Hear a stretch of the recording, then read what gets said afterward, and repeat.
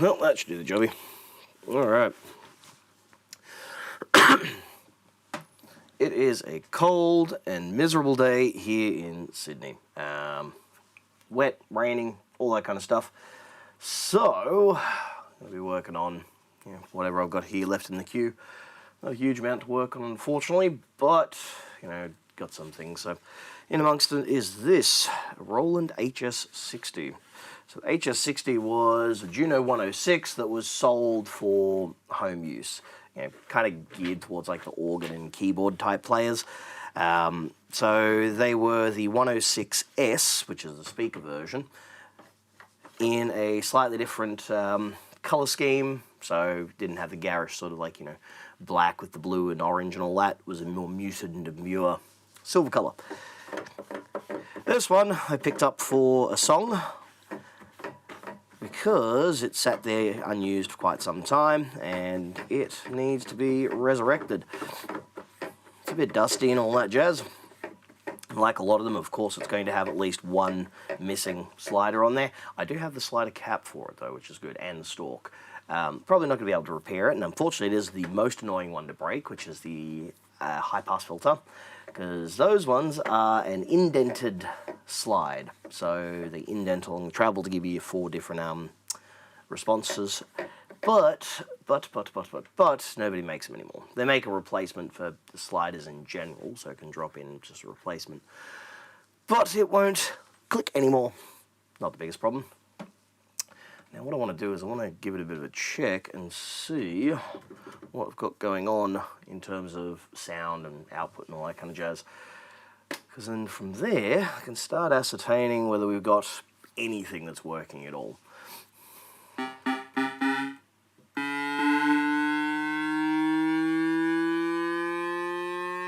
Okay.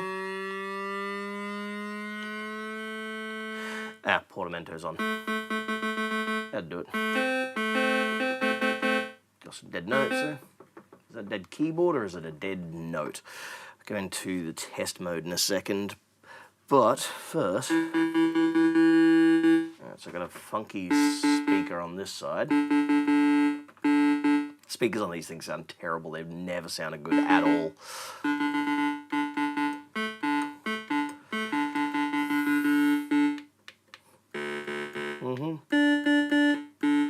Alright, buttons are a bit funky, but that's to be expected.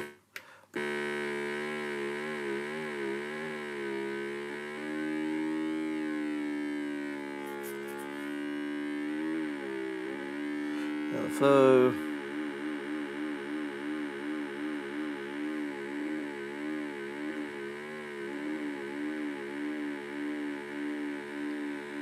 Alright, so the slider's working there.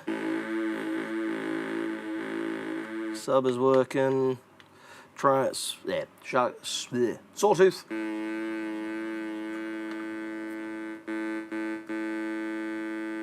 Cool. Noise. Yep, good-o. Filter.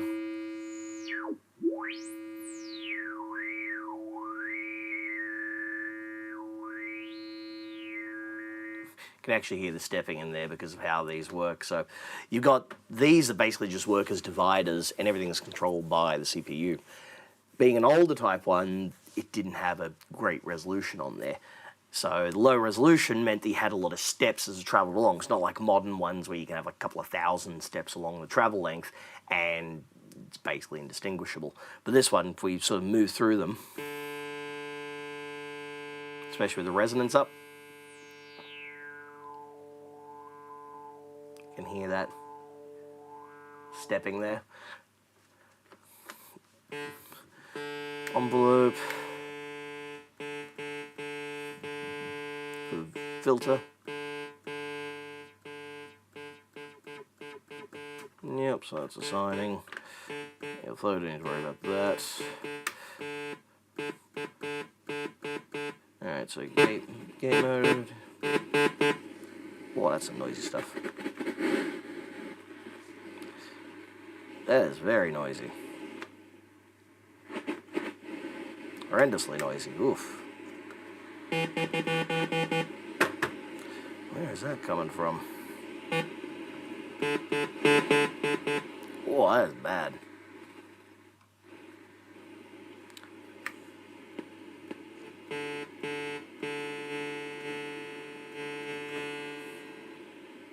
Alright, so that noise wasn't there a moment ago.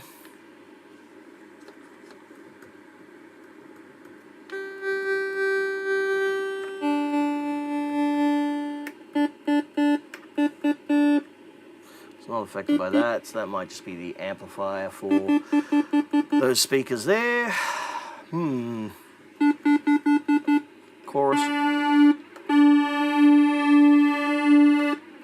Yep, chorus is working. So it seems like most everything on it is kind of alive. A little flow rate happening.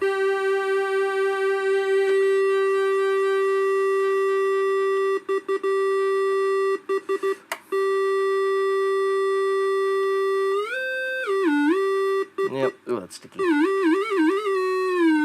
Put it down there and it's getting stuck, so it's a bit greasy. Filter.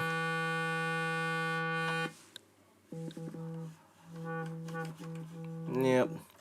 And of course, LFO. Cool. Alright, so that's pretty good all in all on that front, which is nice. And now that noise is gone.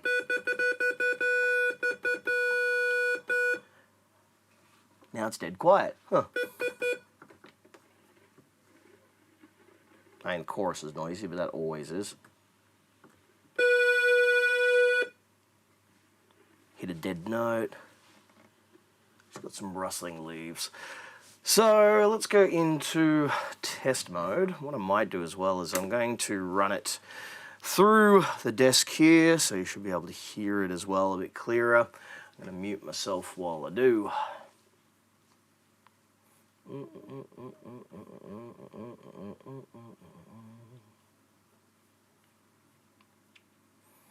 Okay, not that one. Don't care about that. Need that there. Cool. So to get into test mode, go into key transpose on. There we go. So each one of those there will cycle between how the voices go. So right now it's in unison. So unison, it's basically playing all the notes simultaneously. Oh, there's that noise again. Just suddenly comes in out of nowhere, just big white noise. It's not affected by the filters, nothing like that. Am I getting it out of the speakers? Yeah, so you guys can hear it too. Big noise. And it fades away. Okay, so that's an odd one. That one's going to be tricky. All right. So yeah, so like I was saying, this is now unison mode.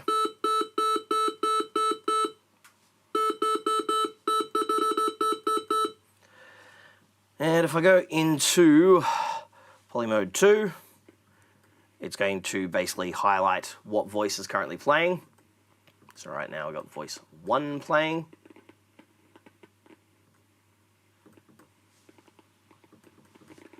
And we're getting crackling, that's all. So if I go into both of them simultaneously, this will actually cycle through the voices. So each key I press will bring up a new one. This will tell us which voices are good and which voices are bad, because the Juno series, the 106s especially, the voice chips in them go bad. They've got an epoxy coating on the outside, but unfortunately that doesn't protect them. In fact, that may be the cause of actually what messes with them. So if I hit a note here, voice 2, it's good. Voice 3, it's okay. Voice 4, nothing. Voice 5 is alive. Voice 6 is there.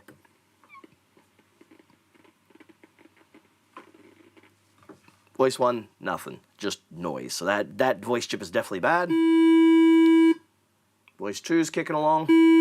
Voice 3. Voice 4. Not even getting any crackling out of that one, really. So voice 1 and voice 4 are both bad. It's kind of a thing. Let's check the frequency response as well of the filter, because I tested it a little bit earlier and it seemed like they were out of whack with each other.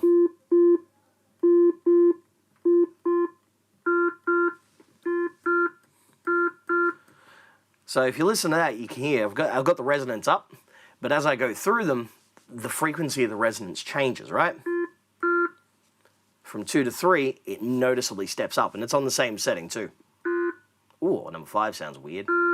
6. So that's a low resonance. Higher. Number 5 is like, what? That's like...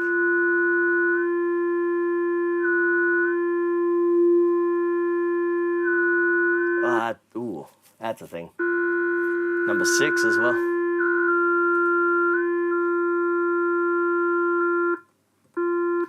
Right, so the calibration of the voices is way off. So that means the filters need to be dealt with, voice chips need to be changed as well. That noise is coming and going, so I don't know where that is. I'll have to scope it. It's on the output, so chances are it could be the global VCA, because if that's gone funky, that's going to be introducing all kinds of noise and various other bits and pieces. So, yeah, these ones, not the hardest to work on. Once I open it up, I'm going to see exactly how bad it might be inside. I mean, this was in a public school for 40 years. So it's surprisingly handled itself pretty damn well. Travis, how are we? Brad, welcome. Currently doing a bit of a rundown and a test on a HS60, which is a Roland Juno 106S that was designed for the home market. Exactly the same thing as a 106S or a 106, just with a different color scheme, designed for, sold for home use, basically. But yeah, so I'm just doing the voice test on this one at the moment. So right now I'm in cycle. So cycle mode is where it goes through each of the voices, one after the other when you press the key. So if I pull the resonance down, the frequency up there, Junos get bad voice chips, right? So cycle from voice 1, nothing, just crackling, just noise. 2, it's okay. 3, it's okay. 4, crackling, noise. 5, it's okay. 6, it's okay. Now the other thing is, if we go into the filter control, the filters on these, you calibrate them and that so that they operate the same, because you want the filter to have the same response across your 6 notes, or else it sounds weird when you're like playing in unison, or you're playing like chords or something like that.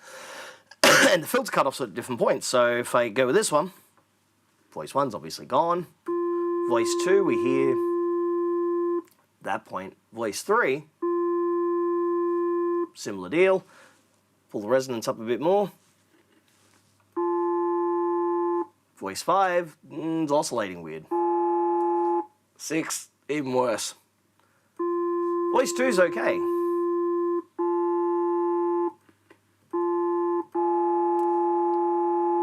Ooh.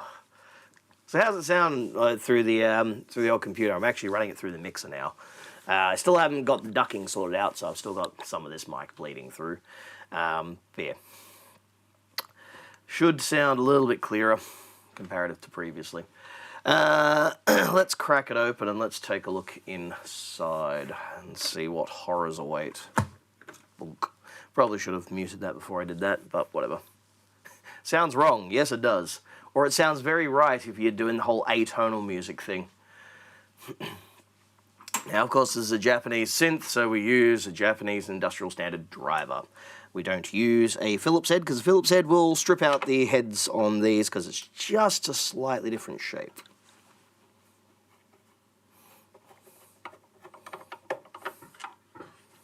Come here. Get a little magnet grabber.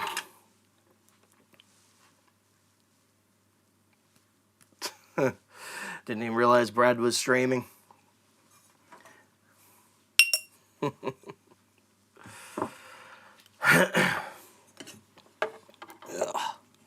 we go. Yes, it's a cold, wet, miserable morning.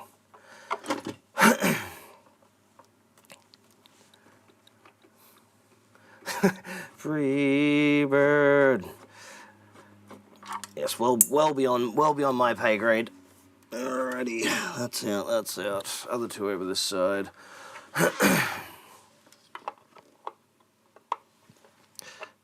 For something that was in a public school for 40 years, it's held up pretty well. Most often, stuff like this that hangs around for ages just ends up absolutely ruined and destroyed and dead, but somehow this one was just sitting up top of a rack. You know, worked up until recently, apparently. I mean, you know, worked being a thing, so. Brad said he's smarter than me. Thoughts? Yes. Not going to disagree with him. You know, there's a reason why he'll be doing this longer than I am.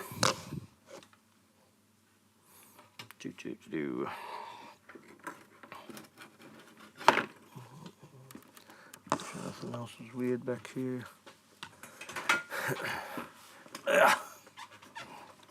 But come on, Freebird's a meme classic. There we go.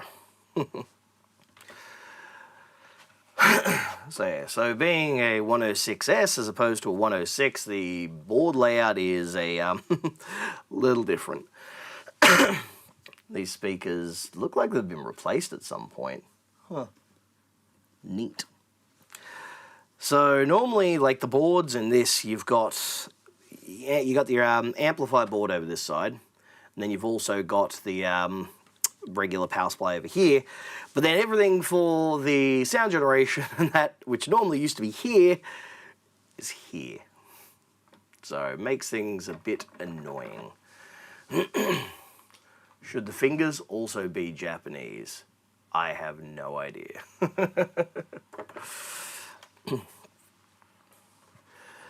Oh, yay.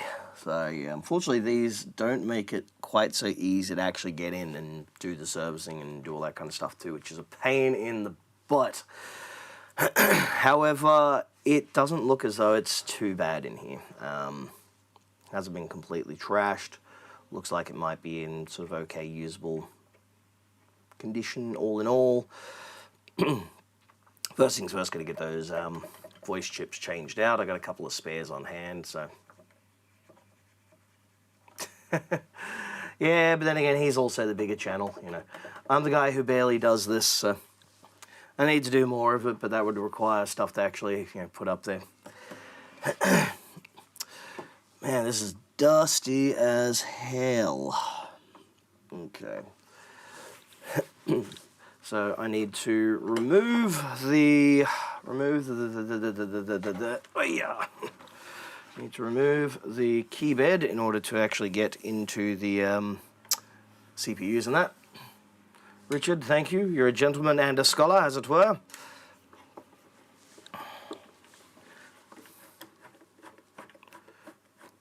Out of all the damage this thing's gotten, the fact that it's only got, like, you know, a little bit of key, like some keys that have been knocked on the underside here on the edges, I'm still honestly surprised. The school really looked after the equipment. There's a school years ago that a customer of mine used to teach at, and he's like, "Yeah, I found this guitar in the storage area. What do you think of it? Do you think it's maybe the real deal?" And it was like an early 1970s early 1970s Gibson Hummingbird. It's just sitting there, it's just old. Jim, thank you, sir. The memberships galore. Been working on some stuff to put out there for members to check out and see what it's all about.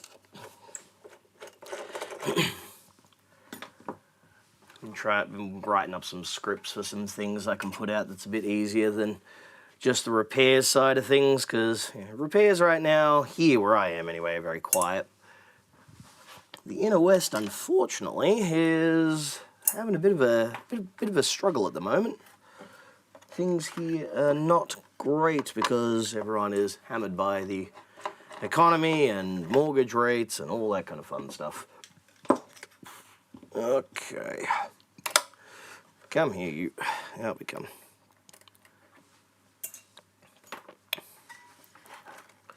Come on. There we go.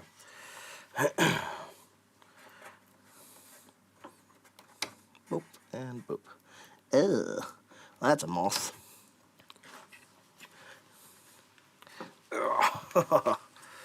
Old school keyboard. You know, but they're still, relatively useful. They work okay. They do what they need to do. Stay. Now that is unattractive. Let's go into this. Very lucky. No mortgage for me.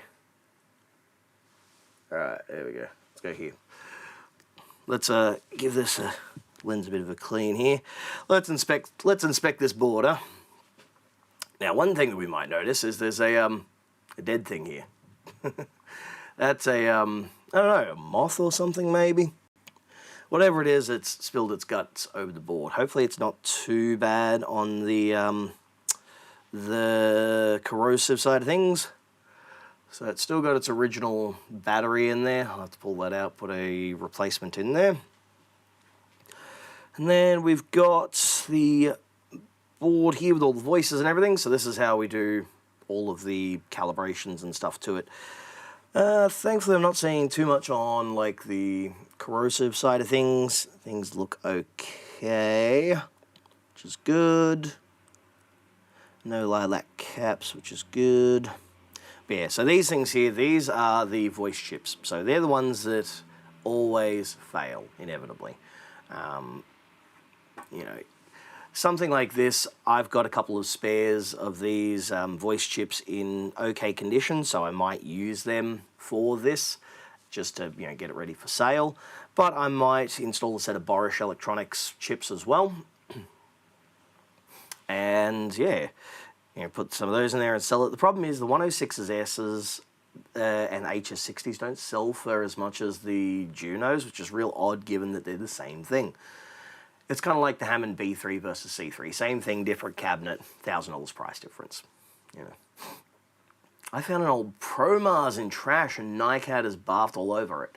But that's still worth it to repair those, because those ProMars, even though they're like basically a monophonic 2VCO version of like the Jupiter 4, they sell for a couple of grand now still. Yeah, that'd be the kind of thing that'd be fun to work on. It's not like working on like a NiCad destroyed Poly 6. You don't get a huge amount of money for them. So those boards look okay. Then we got up here 106 output board for the 106S and the HS60. And then of course that's the slider board there. So I'll have to take that slider board out because I need to replace that high pass slider in there somewhere. And see what I can do about that. But yeah, the good thing is when they designed these, this was when Roland was sort of gearing stuff up for making serviceability a lot easier. So the manual's really well written, really easy to follow. Test points are all clearly labeled, all there. You've got your test point headers down here as well, so you can just connect up some 0.1 inch headers to check it out that way. Or your little trimmers, so they trim things like the voice, the frequency, the resonance of the VCF, the tuning of the DCOs, all that kind of stuff, because these are a digitally controlled oscillator. Wave is made analog, but the reset pulse is done digitally. Caps in there are obviously original, so they'll get pulled out and throw them out, put in some modern jobbies in there. And that, of course, the board in there. The nice thing about these is that they are a universal transformer. You can change this out. I could sell it to someone in the US if they wanted and convert it to 120 volt operation. And they actually have a proper 240 volt tap on there, not just a 220 one. So it's not going to run like, 15% too hot. You'll fix the ProMars eventually. Good plan. Yeah, they're an interesting bit of kit, and those old, very, very old sort of, You know, think of what Z80 they run on, and similar sort of computer-based systems. They were cool for what they did. They're very unique, very old school. Okie dokie, so I've got a rough idea as to what I'll need to do on this. I need to get some sliders for it, because I did order some, and Ozpost said they were delivered. They never arrived, so that was annoying as hell. You know, 16 sliders that came from overseas, it was like $120 for the kit of them. Nah, they all disappeared, so I'm like, bastard. While I'm in here, I'm going to give this a quick bit of a vacuuming. Everyone's favourite pastime, vacuuming.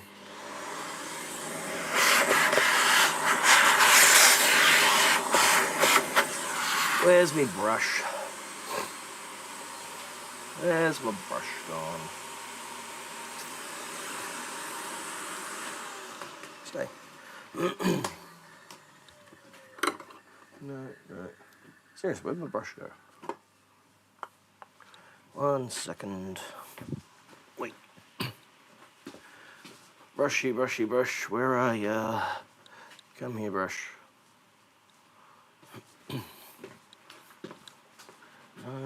There we go. Brush. I think this one needs to be replaced. It's getting a bit on in age.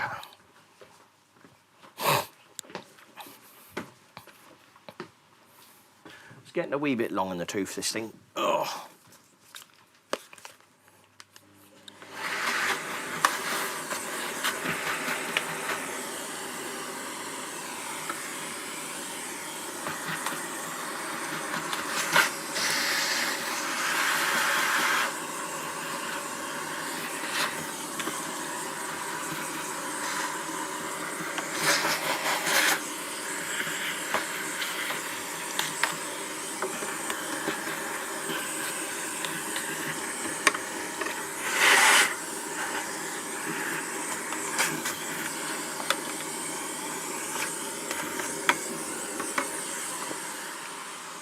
Excellent.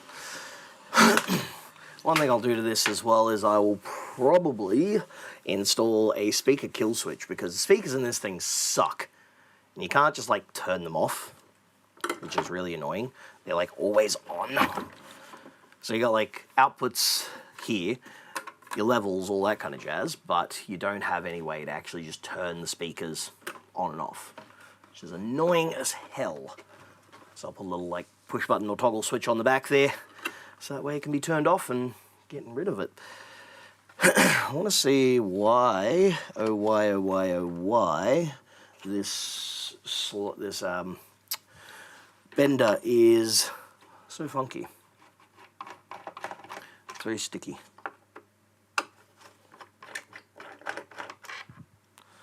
Big long screw, come here. Come here though.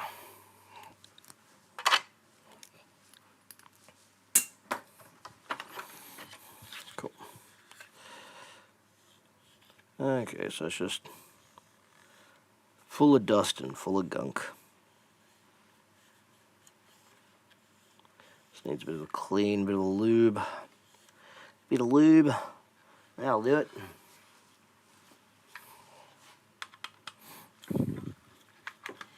What on earth is that? Yeah.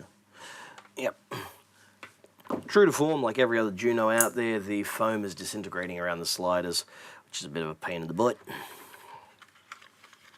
Come here. Come on. There we go. Cool.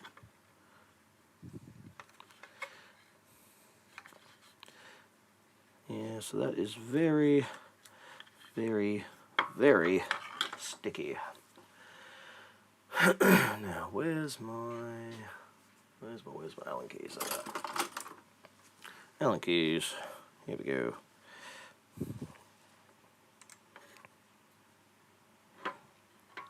Come on. I don't want to strip this out. There we go.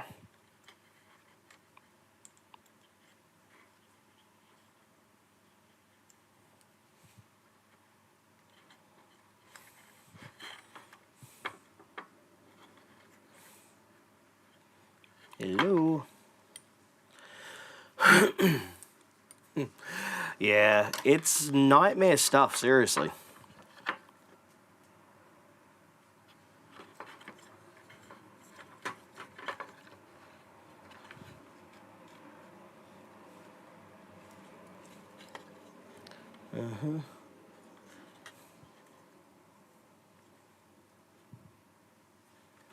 Come on, I would like for you to come off now. Trying to do is without damaging it. Cans. It's going up, way up north. Only time I've ever been to Kansas when I was obviously doing like what many do and passing through on the way to another country. There we go. Oh yeah, that pot is very, very sticky. A little bit of EML, Electrolube, the good stuff. The crappy thingy here. There we go. There we go, get in there. Now, contrary to what many people say out there, good quality contact cleaner lubricant is not going to kill a pot. There's a lot of people out there who say a lot of stupid things, unfortunately. Man, that is really sticky. Really bad. I don't like putting that much in there, but I need to get something. Yeah, what is the weather like up there? Is it like, going absolutely sort of crazy with the rain like it is down here, or is it like, the slightly dry part of the year? Oh, man, that's bad.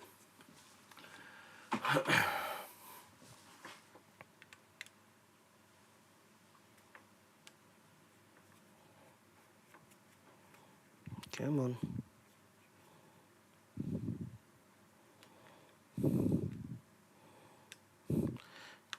Oof. I might have to disassemble this pot.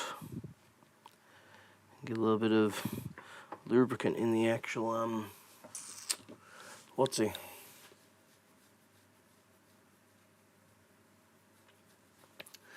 Fade lube's alright, but it's very expensive, especially here in Australia. If I'm using it on a very, very obscure, very hard to find pot or something like that, I'll use it. But another tech actually got me on to using this stuff. R44.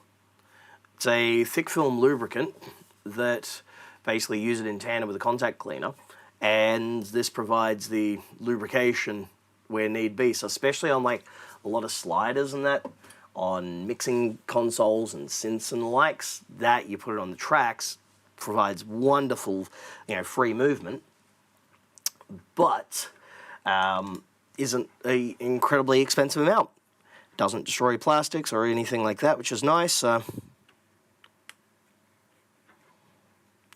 the grease in this is just worn beyond anything. So now I've got to get that out front ways without damaging anything. Come on. Ugh. They tack everything together on this, which makes it real hard to get this apart.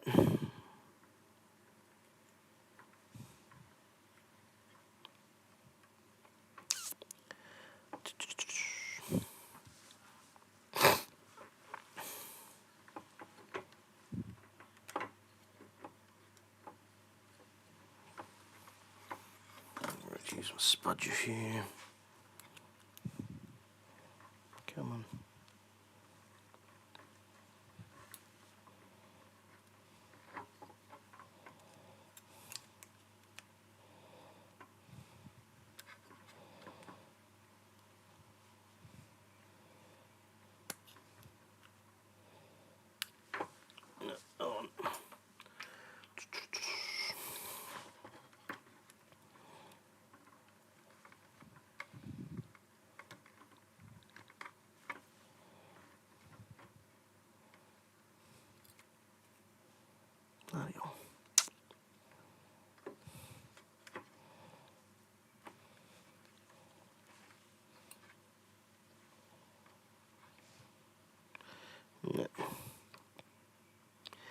Cheeky bastard.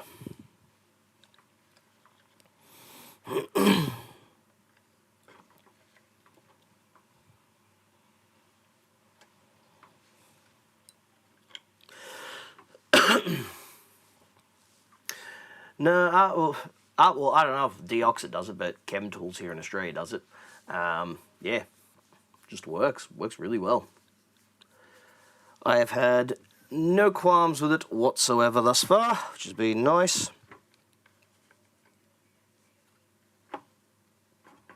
Come on. There we go. Leaving.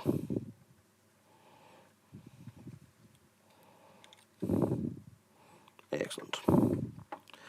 Right on. So now I can take that out. Where's my... There they are.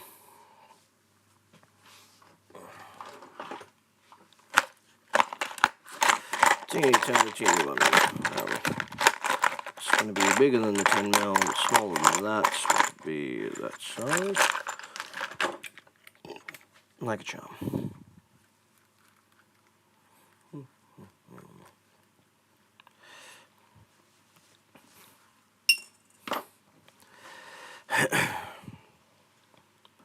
Sweet. Okay. So what I can do with this is I can just remove the back of the pot, give a bit of a clean with ISO, and then put some new lubricant in that shaft. Because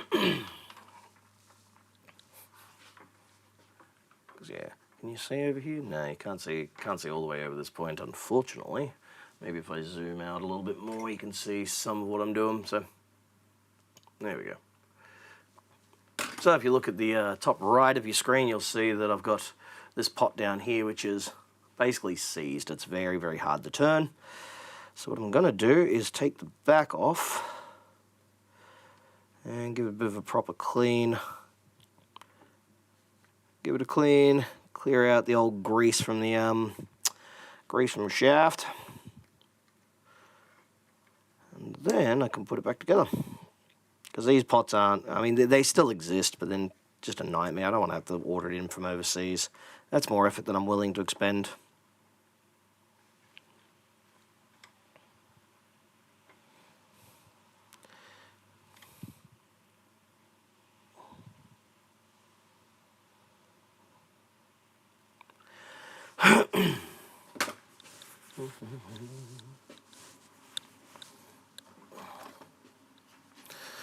Okie dokie.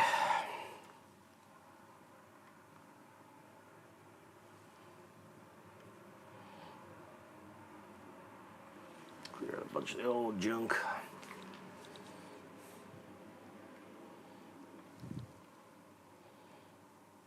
Ugh. So gunky.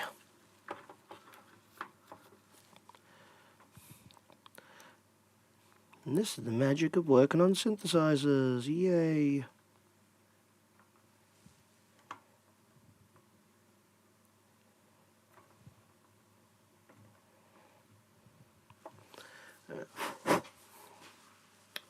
So now, one part is going to be trying to get this inside that shaft.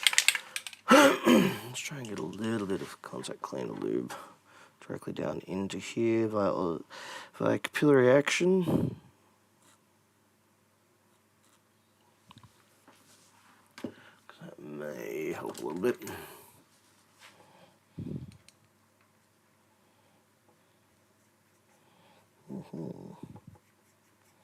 Uh-huh.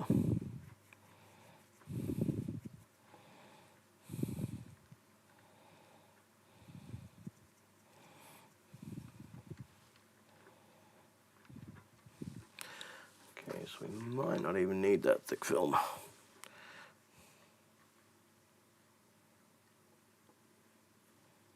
There we go. Okay, cool. Freed it up.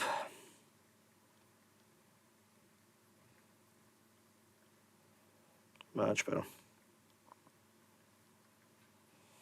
Excellent.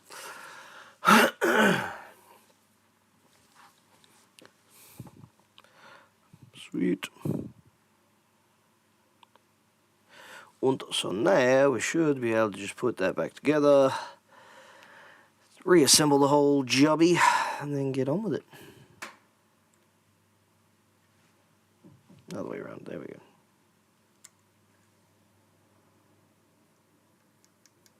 There we go. Excellent. Good, good, good. Now I need my tweezers.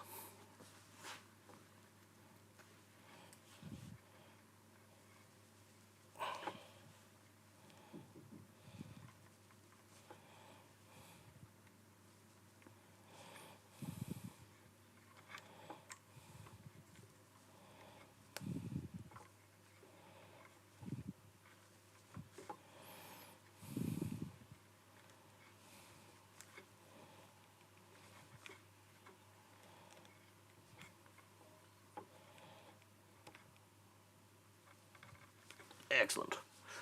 All right. So now that actually moves freely, which is nice.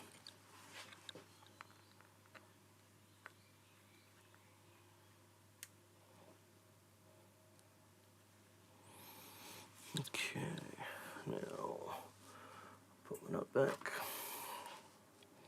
Actually, I'm clean this track out just a wee bit. Put a little bit of that grease in there.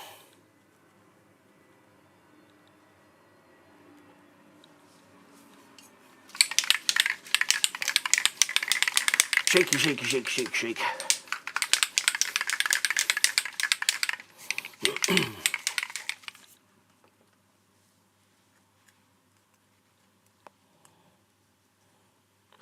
So yeah, that's a bit rough.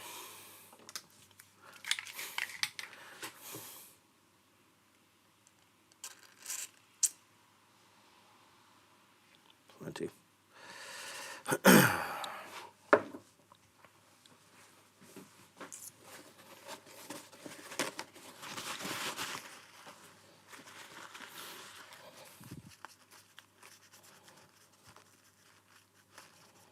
Alright.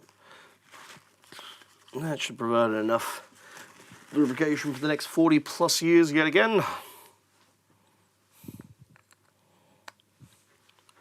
In like so, in like so, in like so. That's all this fiddly stuff, which is why synth repair gets quite expensive on the old vintage stuff.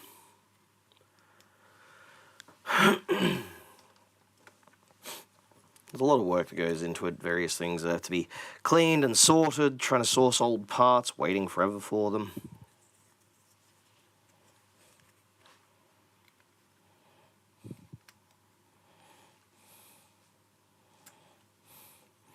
So now, much better. Much, much better.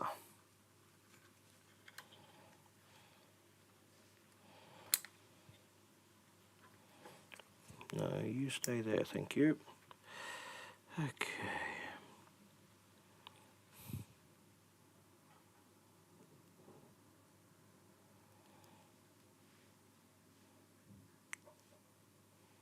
Okay, so that's the middle there.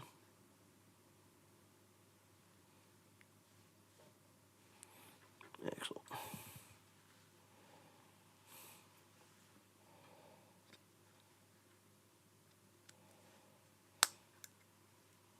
Cool. Do.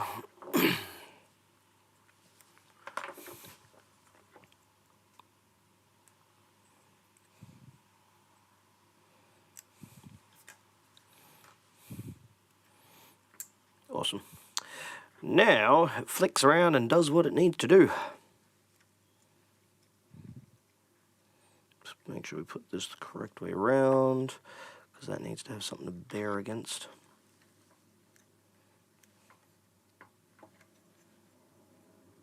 And I put it in the wrong way. Of course I did. One more time, feeling.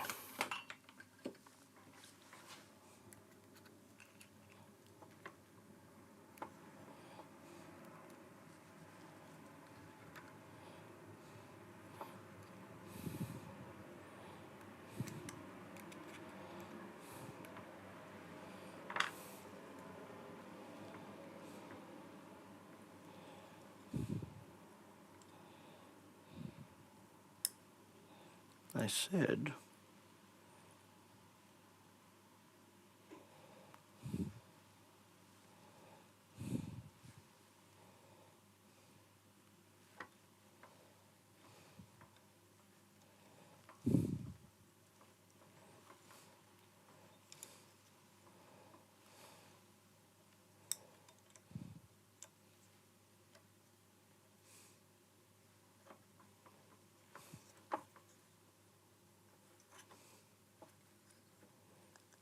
There we go.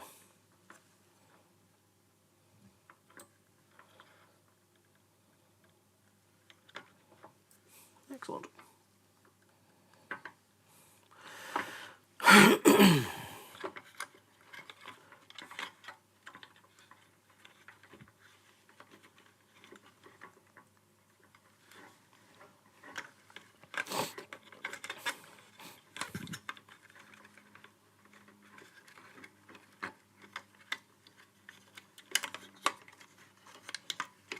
Come on. There we go.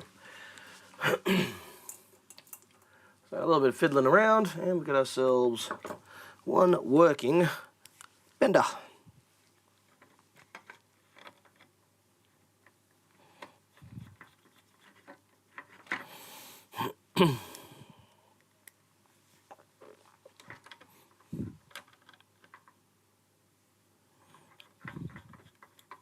Cool.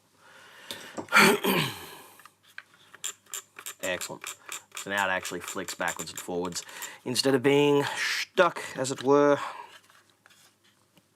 And quickly vacuum out that section too.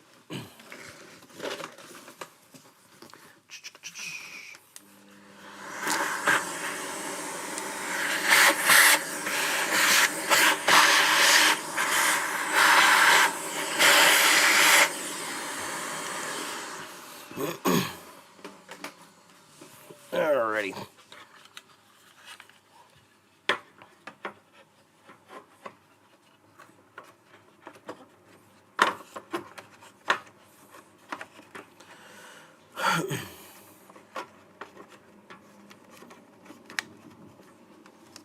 What on earth? Oh. There we go. That's better.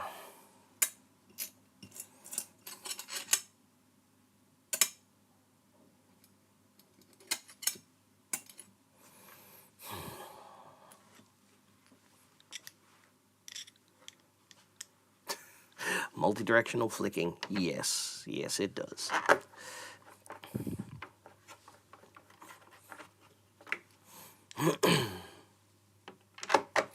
All right.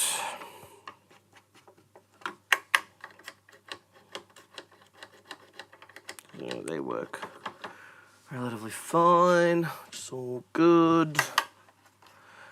These weren't crackling really, which was good. Doop doop doo doo. Get a bit more dust from the inside here.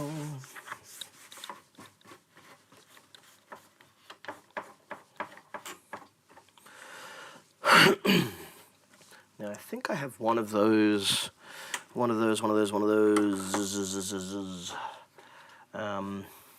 sliders left, because I had some previously, and I think I've got one floating around. If I've got one of those sliders, then I can at least get that high pass dealt with.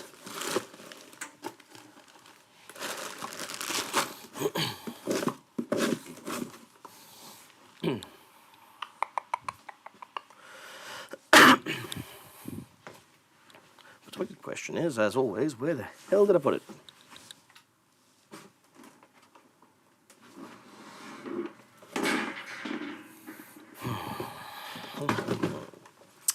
What I got here? Piles of spare parts. Alright.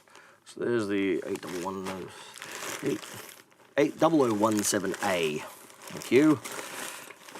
So there's the voice chips, some spares of.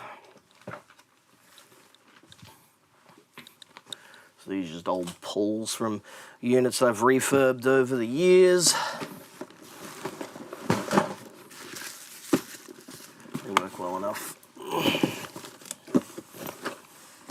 Aha. Success.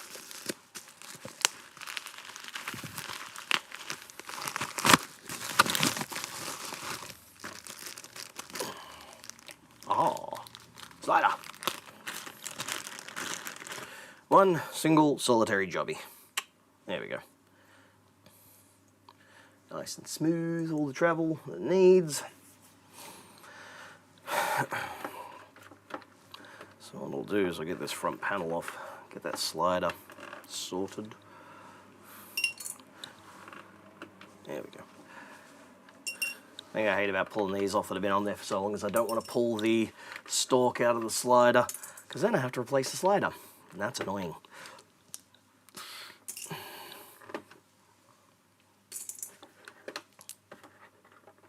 Come on. Someone used like a generic slider cap. Not the most out of place thing in there, but it's definitely not the original. Roland didn't go to the chintzy, like cheap, plasticky looking stuff until like the early 2000s. Okay, so I've got to remove those screws at the rear.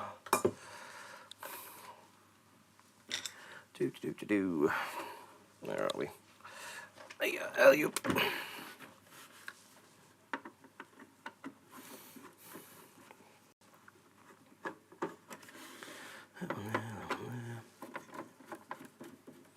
So like a lot of other home products, it's obviously got the music racks up here so that you can put your music on there and learn.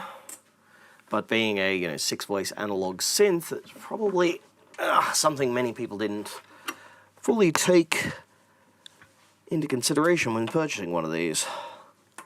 You used to, if you're used to, analog instruments, like acoustic instruments, should I say? Analog sound, there we go. Acoustic instruments, obviously, they've got as many polyphony as you have keys. Then you've got organs, like divide-out organs, Hammonds and similar type things. And they've obviously got a different kind of vibe going on because you've got one divide down per key, so you've got as many notes as you have polyphony. Technically paraphony, I suppose, if you've got like filters and stuff. But if you don't have filters and it's just coming straight out, you've only got one per note, and it's basically acting as a gate. You don't really have like different envelopes per note, so you can't just like hit a note and have it sustain. You have to keep holding on to it. That was another thing as well about them. Let's kick the butt end of this thing up a bit.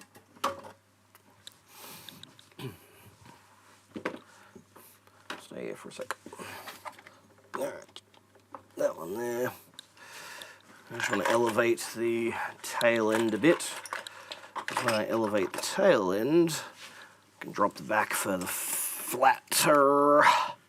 Good England. I speak King's English here. There we go. Actually get it back a bit further. I can access those screws a bit easier. Because there is stuff all in the way. Alright, so I've got a little spot of corrosion on this screw. Might just be a bit of surface corrosion though. Here's hoping.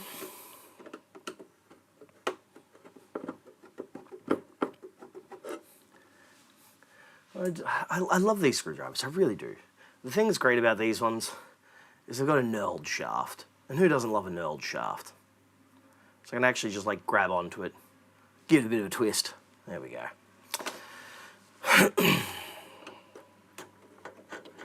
Okay. That goes out there. That goes out there. Oh, stay.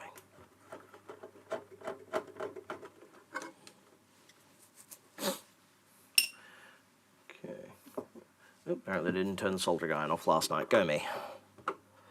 No, it's not. It's an old hacker. It's not going to chew through tips, thankfully, but it'd be nice if I didn't wear through them quite so quick.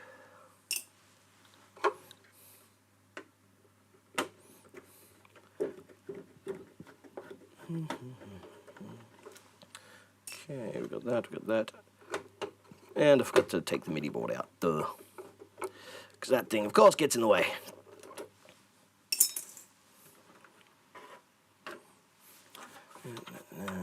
Where are we? There we go. MIDI board there.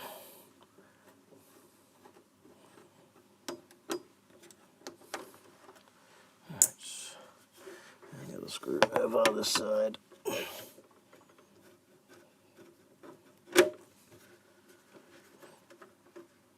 There we go. Sweet. MIDI board out of the way. Crispy. Yeah. The old polyfoam. Now, if it ain't messed, I'm not going to mess with it. Except I am going to cut that piece out there. Oh, crispy. Yeah. Oh, I was wondering why that slider was a little bit stiff to move and why the shaft came right out. That's oh boy. So this is, yeah, that's the board there. That's the slider for the high pass filter, which is more than a little corroded. Ugh. So I might want to check around that board area as well, just make sure there's nothing else going on. Potentially something spilled in it at some point in the past. I mean, most of the sliders look relatively okay, a little bit of patina on the outside, but I don't know, that one, it's odd that it's just that one there. The other ones should be like completely cactus too, but maybe not. I'll take some wins where I can. Alright, so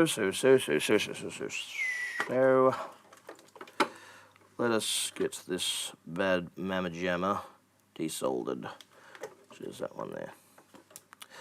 Ah, that's right, this one is a completely different format. Crap. Alright, I'm gonna have to order in that part. Damn it! Forgot about that. Forgot about that indeed. Such is the life of a tech. It never ends. Oh, someone in Germany that does them, so I get them from Germany.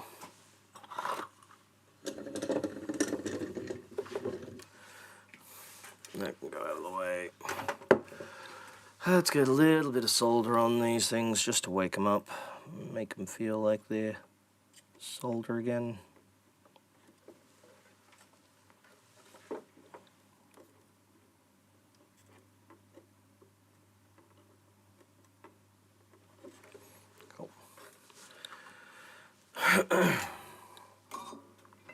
Desoldering gun. No, desoldering gun is off. Let's heat that up. Ow.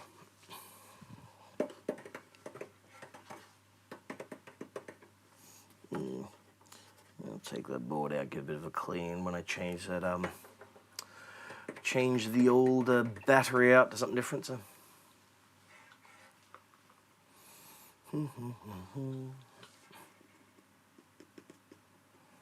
Such chintzy little speakers. Just awful.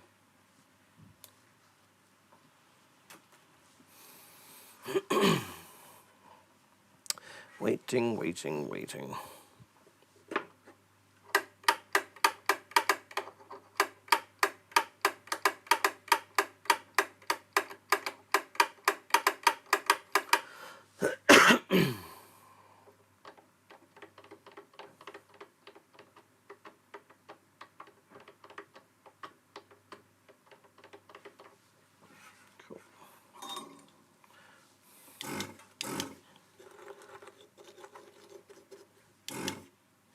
Nice.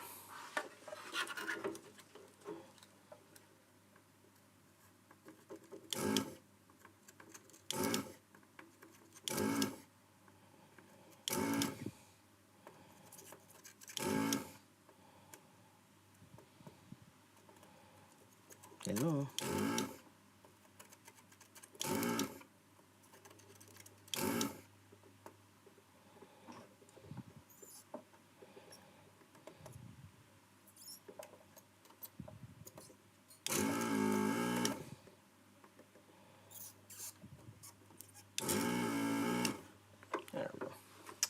Sweet. Alright, desoldered that hunk of junk. Come on, there you come.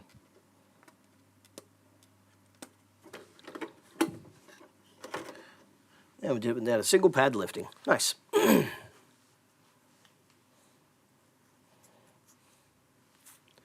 Yeah, this thing's shot. It is not a happy camper.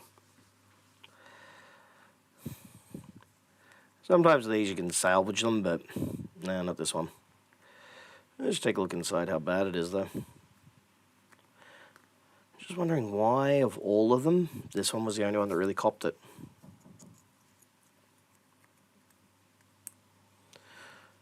Tis a mystery far greater than my mustache can handle.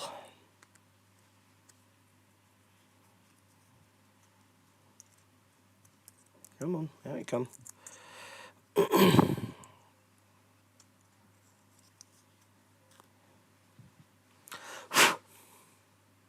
Yeah. That is, well and truly cooked. So the track still measures kind of okay, but the slider, not so much.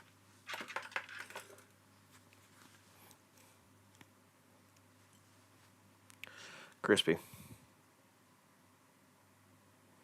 Yeah.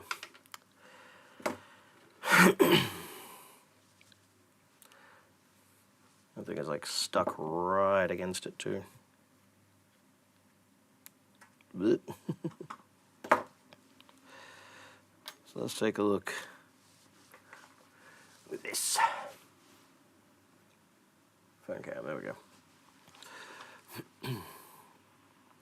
So that's the inside of that slider switch jobby. That's pretty cactus. So that's corroded right inside, like something spilt directly into it. And of course, the carrier inside was stuck to it as well because of the corrosion.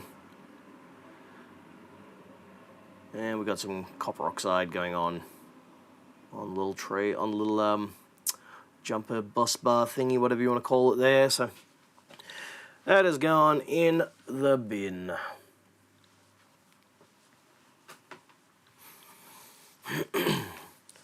So that means I'm going to have to order parts before I can actually go ahead and finish this one. So, bummer. I'll order some more caps and bits and pieces for it while I'm there. I've already got the battery holders I use for these anyway. That go away there. I've got the voice boards already, so I'll throw in some voice chips in there. So voices 1 and 4 are the cooked ones. Yeah, exciting stuff. I'll have a chat to another tech that I know who has a laser cutter and who cuts the foam and similar stuff for synths and the likes. I'm sure he's got something that he can hook me up with, because his old crusty stuff is not good. It'll crumble, it'll get all inside the sliders and make it even worse. You just want to get rid of it. It's easy to get a hold of the new stuff. At least getting rid of the old stuff, you're going to run less of a risk of ending up having to replace sliders.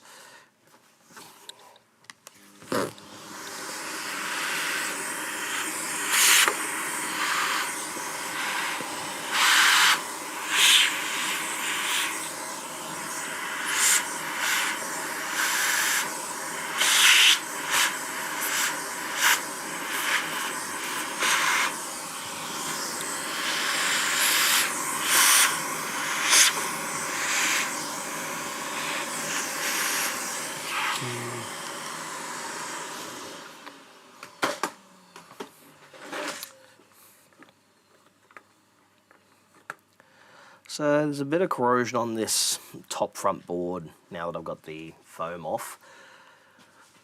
Switch over again, there we go.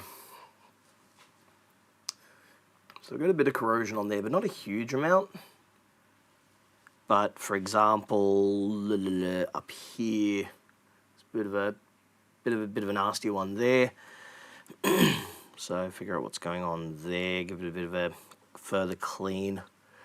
Just want to make sure that, I mean, look, it's a 40-year-old synth. There's going to be some corrosion and the likes on there. I want to make sure that there's at least nothing that's going to cause any hassles for the new owner once this gets up and fixed and sold.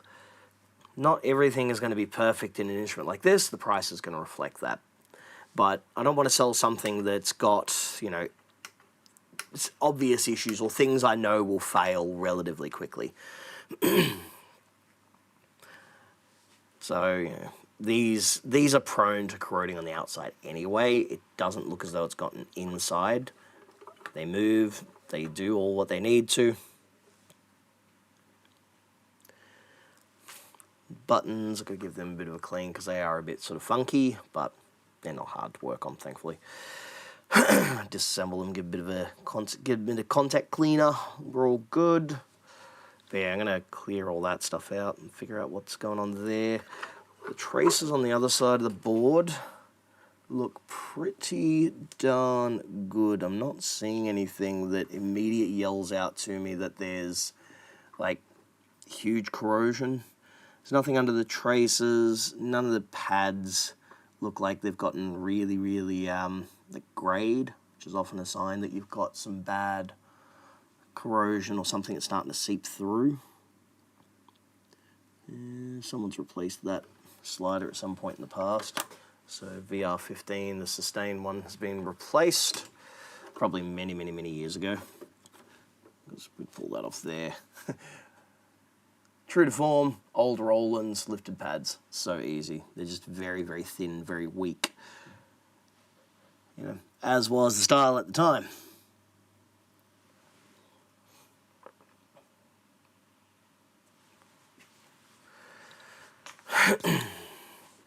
Let's give that. Is that even corrosion or is that just foam? That's a good question. Thank you, Mickey. Come on. Give me alcohol. There we go. The bottle's getting almost empty to refill it.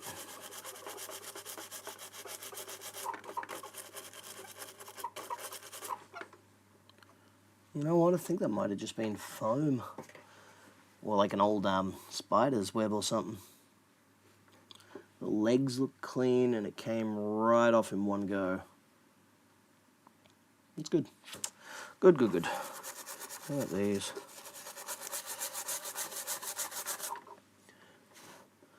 Okay, so there's a bit of patina on the jumper wires, but once again, it's not heavily corroded. It's what you'd expect for something that's 40-odd years old that's lived in a school. So this is going to be a player's grade unit for certain. Which is a good thing. There needs to be more equipment out there that's more affordable to people. Things right now are very quiet on the retail side of things across the entire industry. People aren't spending as much, so having, you know, more price-conscious kind of offers can only be a good thing and keep musos operating. Keep them playing and doing their things, making music. We can't all be, you know, boner massives and go and collect, you know, a bunch of instruments because, you know, our father did it many years prior or whatever else. Yep. Rock and roll. Alright. You get out of the way. Bundles and bundles of cables everywhere. There we go. Cool.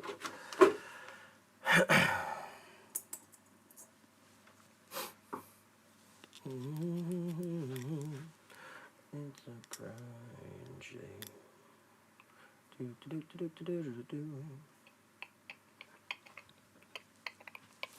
Okay, up we go. Come on. There we go. Let's get in there. You're just going to go back in place for a little while until I get these parts. So I'm not going to put all of the screws in here because I don't want to have to do way more work than I need to.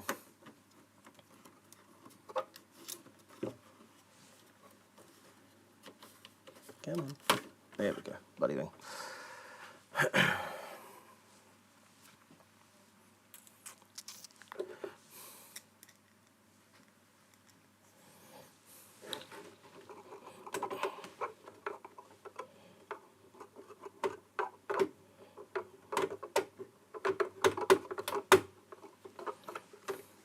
Get in there.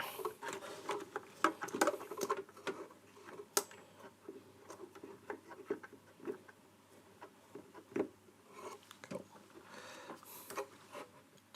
That'll do. That'll do for the moment. Put those back in place. Screws on the outside.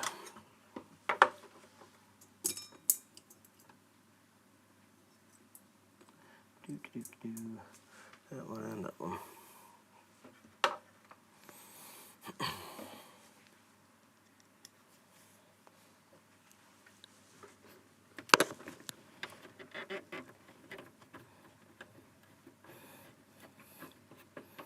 Cool.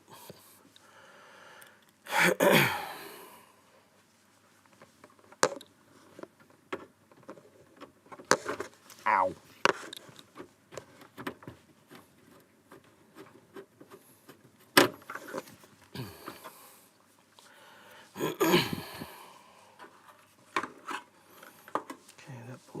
There. More foam. Ugh. It's everywhere.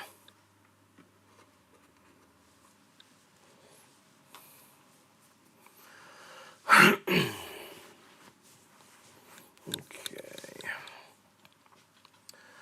So I got that sorted, got that sorted. I will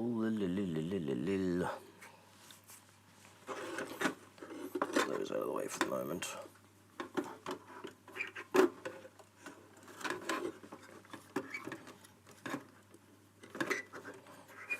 Come on.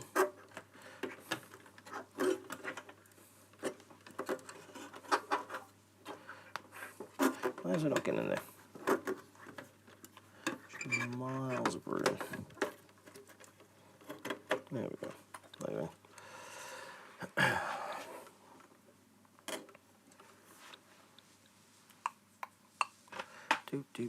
Do.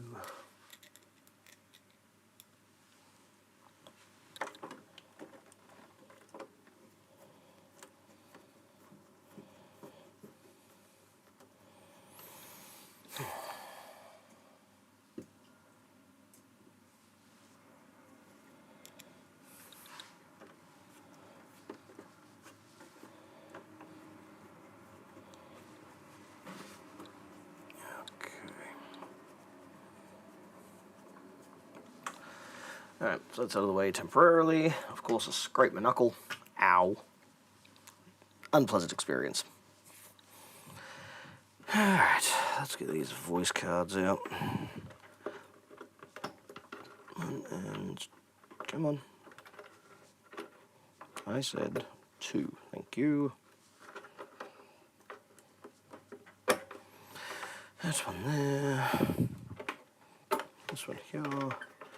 And this one. I said this one here. There we go. Cool. Alright. Boards out, boards out. Take that out too.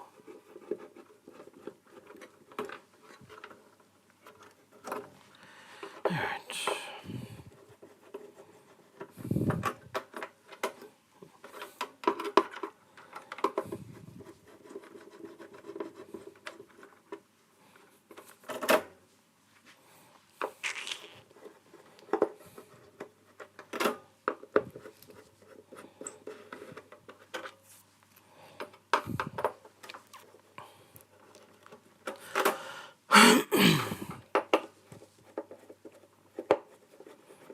Alright, cool. Now, the Juno 106 was a solid unit for its time.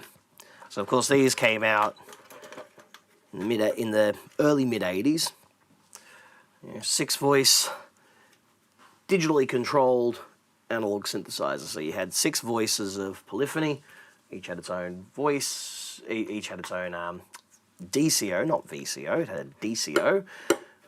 So we had DCO, we also had, in amongst that, what the hell is that getting, what is that touching? Oh, it's cables, it's fine. You had a DCO, you had a filter on each voice as well, and the ability to play 6 notes at the same time. This one had MIDI as well, and in order to make them more cost effective, what they did was they took just one DCO per voice, and they added chorus to make it sort of a little bit less thin sounding.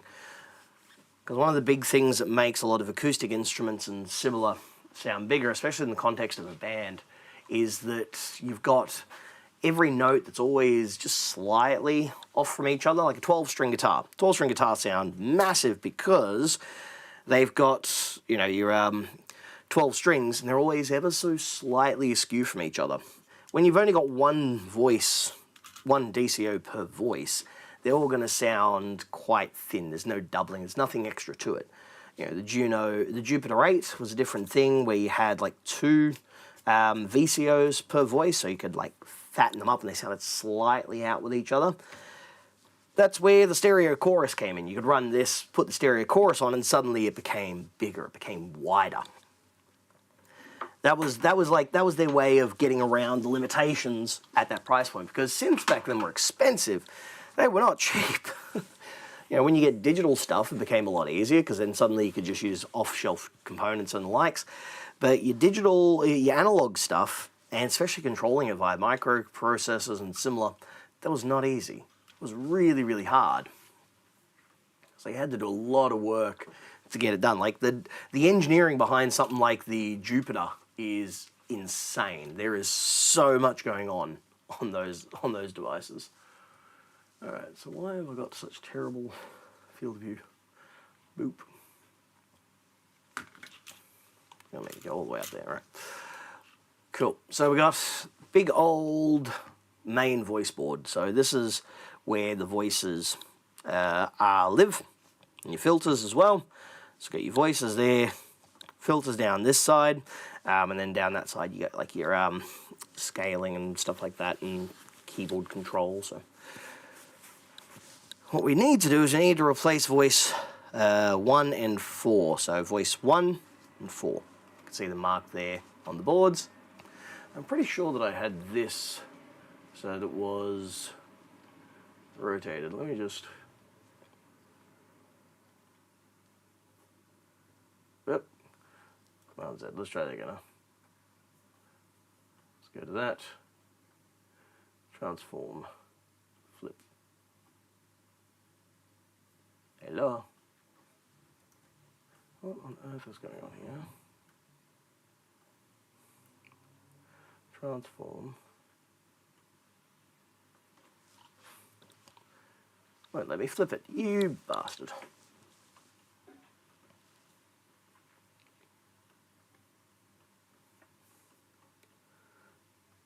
No. Come on. Okay, what happens if I rotate 180 degrees? There we go. Alright. That should make it a bit easier. Boop, boop, boop. Don't know why it was flipped up down. I'll have to go through and check out some settings. But this is the voice board here. So we got voices 1 and 4, which we need to pull the chips out of there. The wave shaper seems to be okay. They're pretty solid. Oftentimes when people do like a full voice replacement, they'll also replace the wave shapers as well. So your wave shaper is what takes your triangle wave and such and converts it into your square waves and similar such.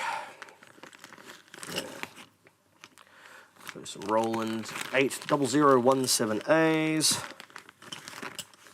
These ones work all right, so they'll be fine for this. Someone can pick one up. If someone wants to buy this and they want to go for the full upgrade to the Boris voice chips, I'm more than happy to do it. But right now, I'm sure anyone who's going to buy this is probably going to buy it because they want something that's good value for money. They don't want to spend like the huge money that I've got for like the almost museum piece one at the front of the shop. Cute. what I'm going to do is, like with any of these old bits of kit, I'm going to add a little bit of fresh modern solder to the pads, just to wake them up a bit, make them remember that they are actually, you know, made from solder. And that just helps minimize the chance that I'm going to end up with like lifted pads and such. Being a product that was made for its price point, they are very, very thin bits of copper. 1, 2, 3, 4. There we go. And the adhesive isn't great, least of all after 40 odd years. So tearing a pad off on these is one of the easiest things that you can do. You know, these old Boss pedals and similar stuff from the same couple of facilities that Roland had in the 80s. That's what made them price conscious. You know? Come here. Up and over. And away we go.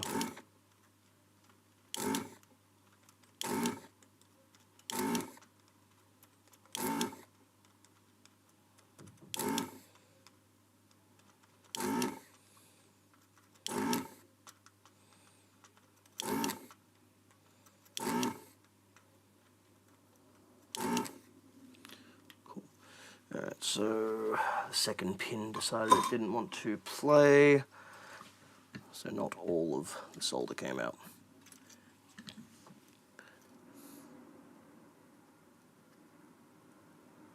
Sometimes the answer is more solder when you want to get rid of solder.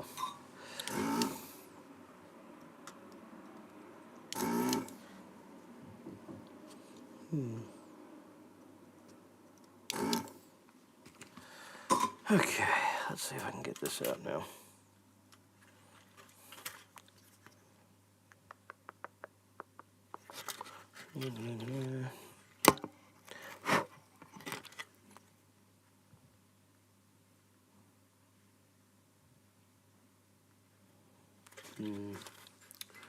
All right.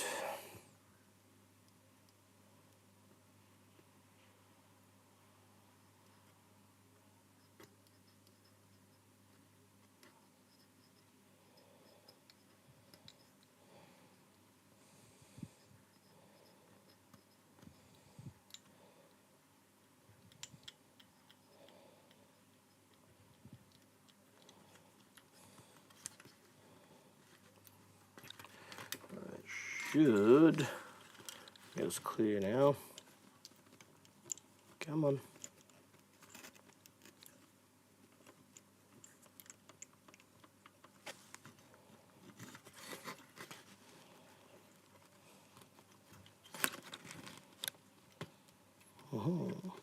Success.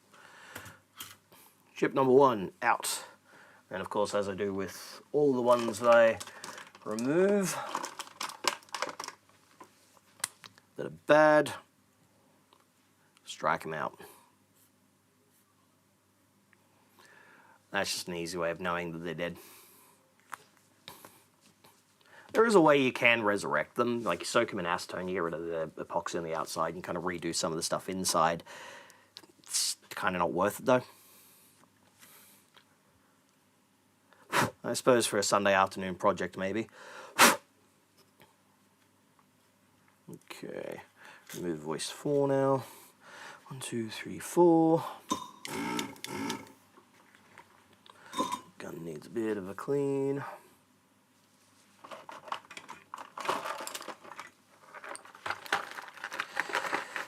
There we go. Cleaning rod. There we go. Much better.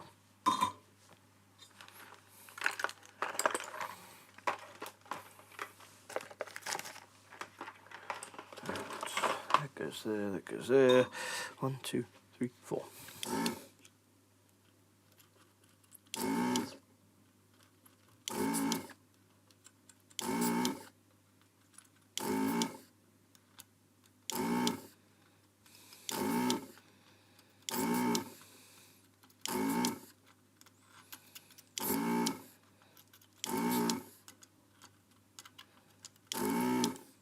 Excellent. I think this one's just going to come straight out, thankfully.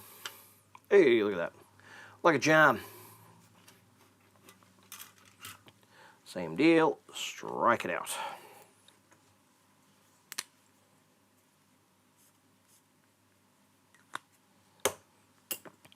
Two dead voice chips. Let's put in some new ones. Oh, yeah, some suitable replacements, I should say.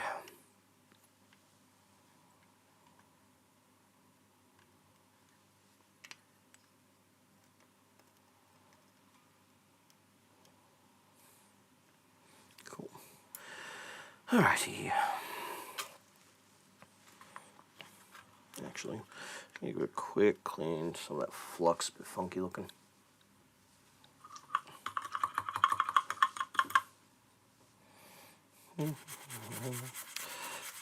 40-year-old flux ain't great. There we go. Sometimes it can go, conductive, especially if it gets like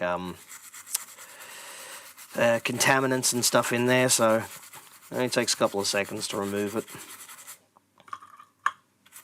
Unless it's like the really, really old stuff like that's still on the pins there, it takes a little bit longer.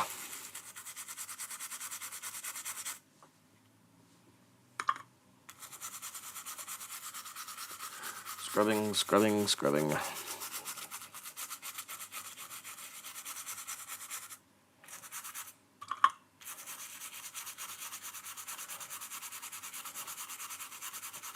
get the feeling this was around a bunch of smokers.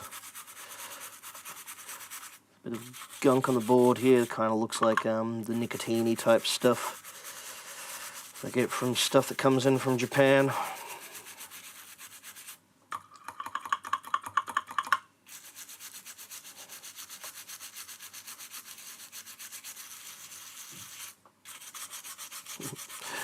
Yeah, give it a scrub there, and suddenly it goes like, white again. I'm very glad I'm not a smoker anymore.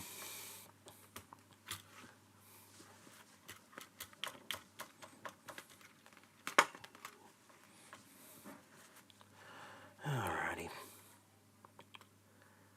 Board's good, ready to go. Alright. One small feeling.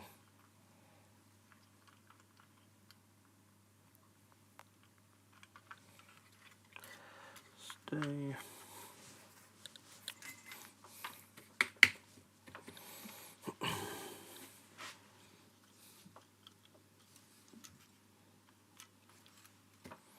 Oh, come on you. Alright. One can bend that way, the other can bend that way. There we go.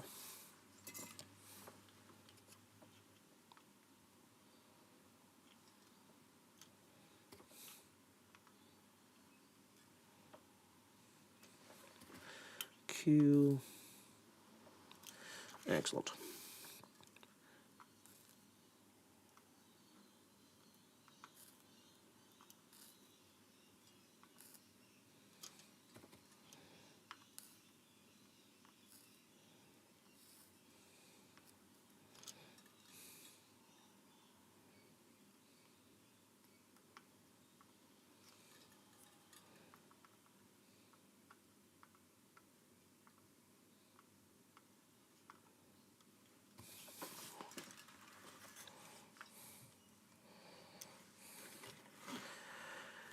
Make sure we've got some good solder joints happening.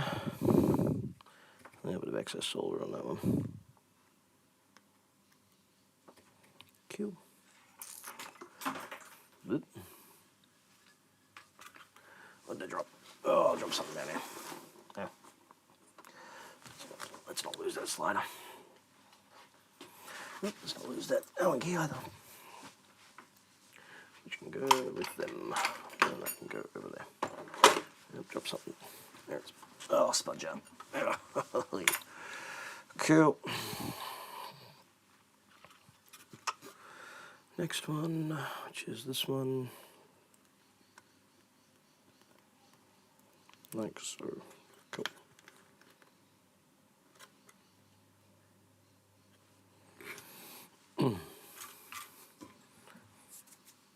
sticky. Ugh.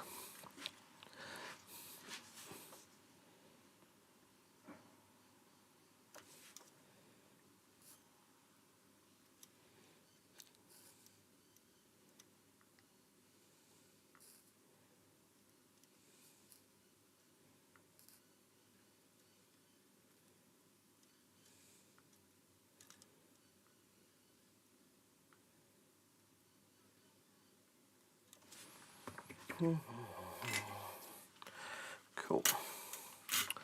Nice. So we've got some voice chips in there, ready to rock and roll. So all going well. Should just be able to throw it into the synth and basically calibrate those up. Obviously the HPF, we've got to wait for that one to arrive. I'm going to recalibrate the power supply as well. Well, not recalibrate, I should say. Recap the power supply, just to make sure it's in the best condition possible.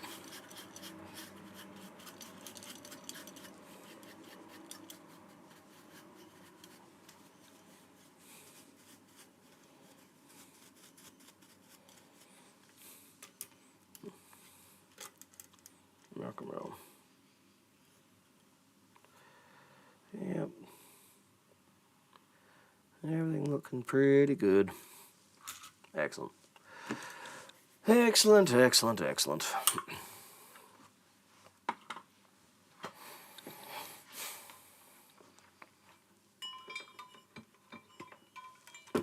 Just hang it over there. Out of the way.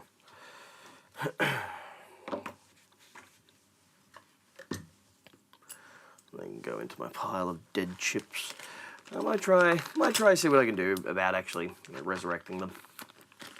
Just for the hell of it. Not the kind of thing I normally recommend, but, you know, might be interesting. Sometimes you just need a cheap, quick fix. And at least having that ability to be able to do something like that is a big plus. Where did that? There it is. Slider can go there. Which can go up there into the pile. Synthesizer. Let's get the voice out of the way. Hang there for a second.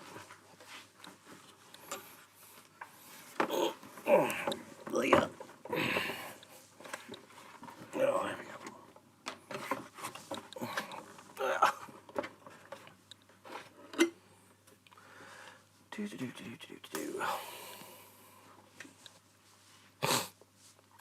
Clear out underneath that a bit.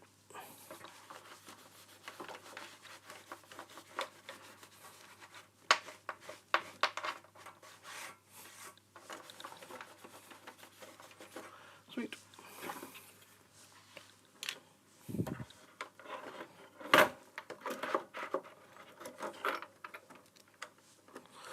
Alrighty. Now let's put these screws back in. 1, 2, 3, 4, 5, and 6.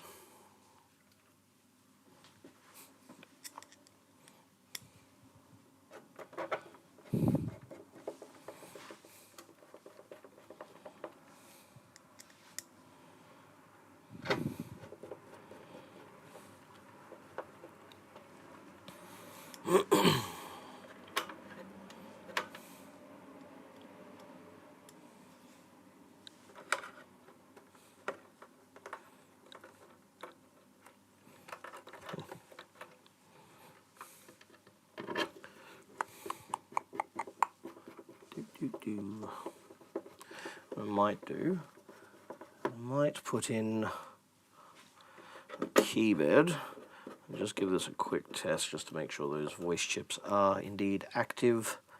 Not going to give me too much headache.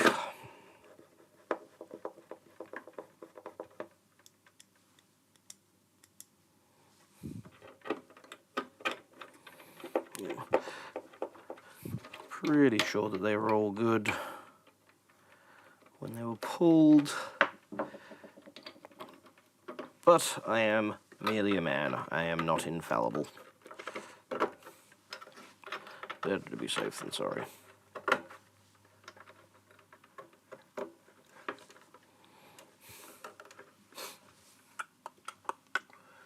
That one there should be the one. Screwdriver.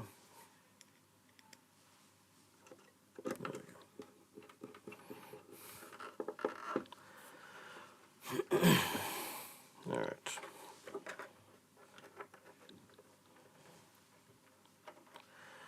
Now let's get that key bed in and give it a test.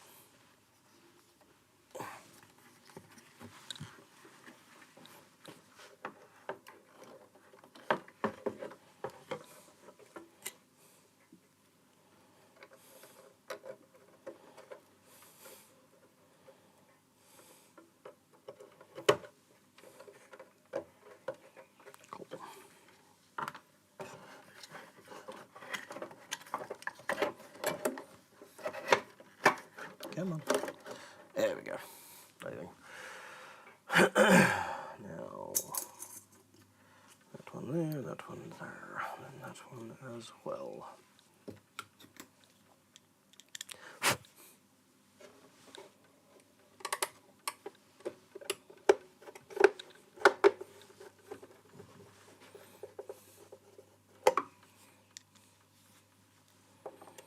Okay, that one, a bit there. And this one down here.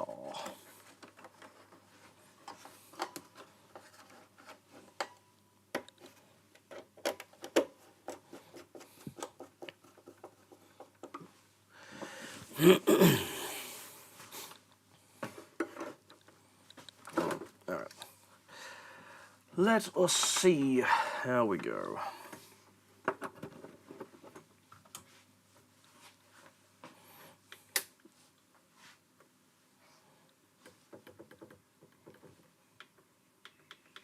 I said,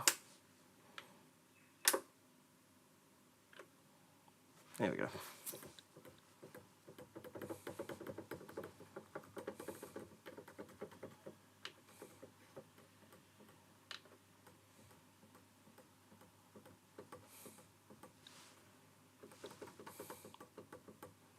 Well, I ain't getting anything. Have I forgotten to plug something in? The voice is triggering. Oh, that's right, from control panel to.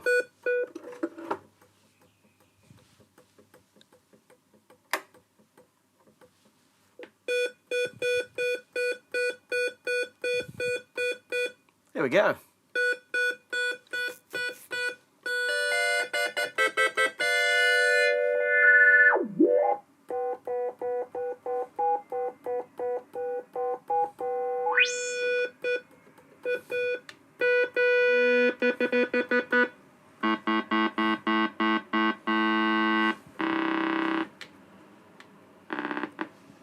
Nice. I got a bad key there.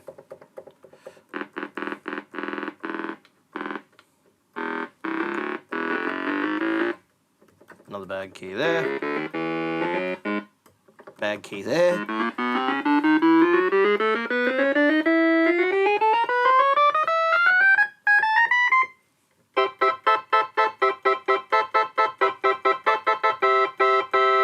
Cool.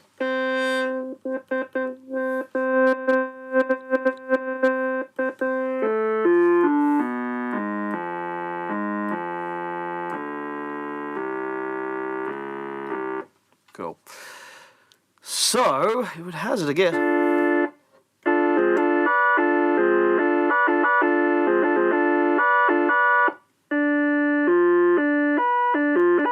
I have to recalibrate the whatsy.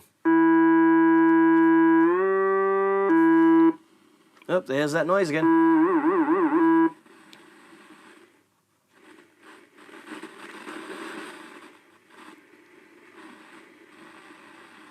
I wonder where that is coming from. Let's do some freeze spray tests. See what's going on. Ah! Okay.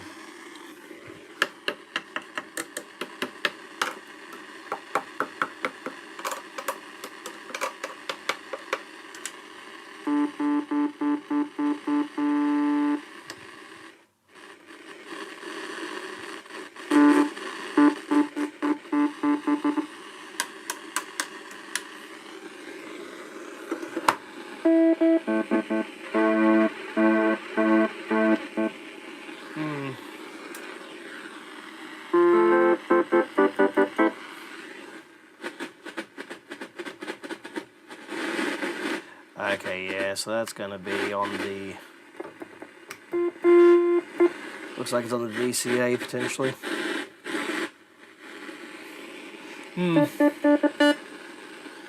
So not affected by the filter at all. So yeah, it's after that. Alright,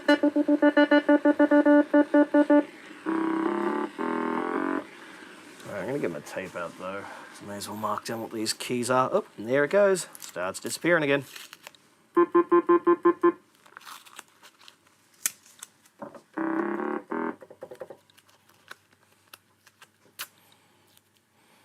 Okay, so it starts dying down.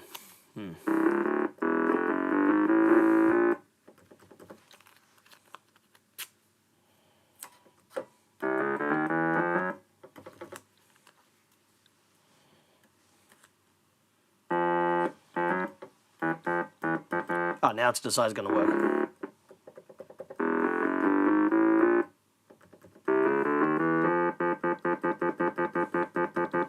Alright, never mind. That one. No, that's the one. Duh. I just happened to find the wrong one. Of course.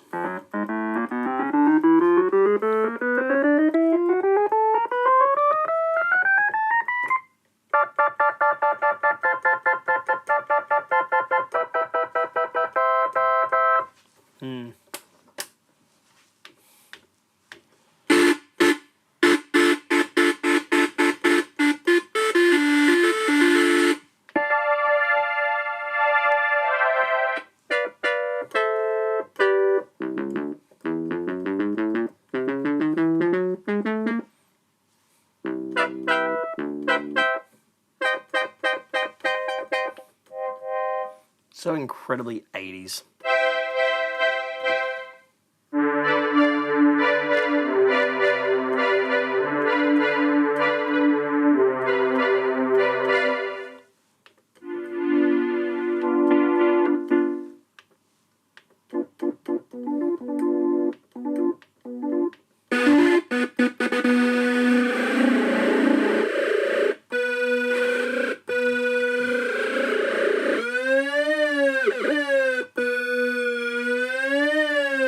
That's the thing.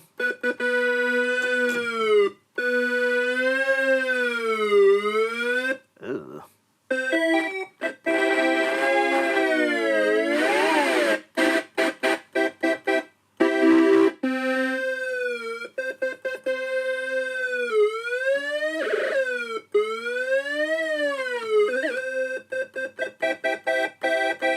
Right.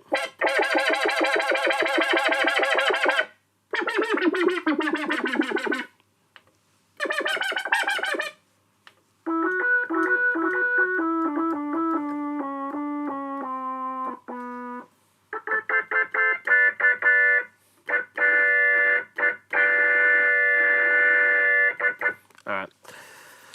Cool. Let's get that keyboard out again. Let's see what's going on there.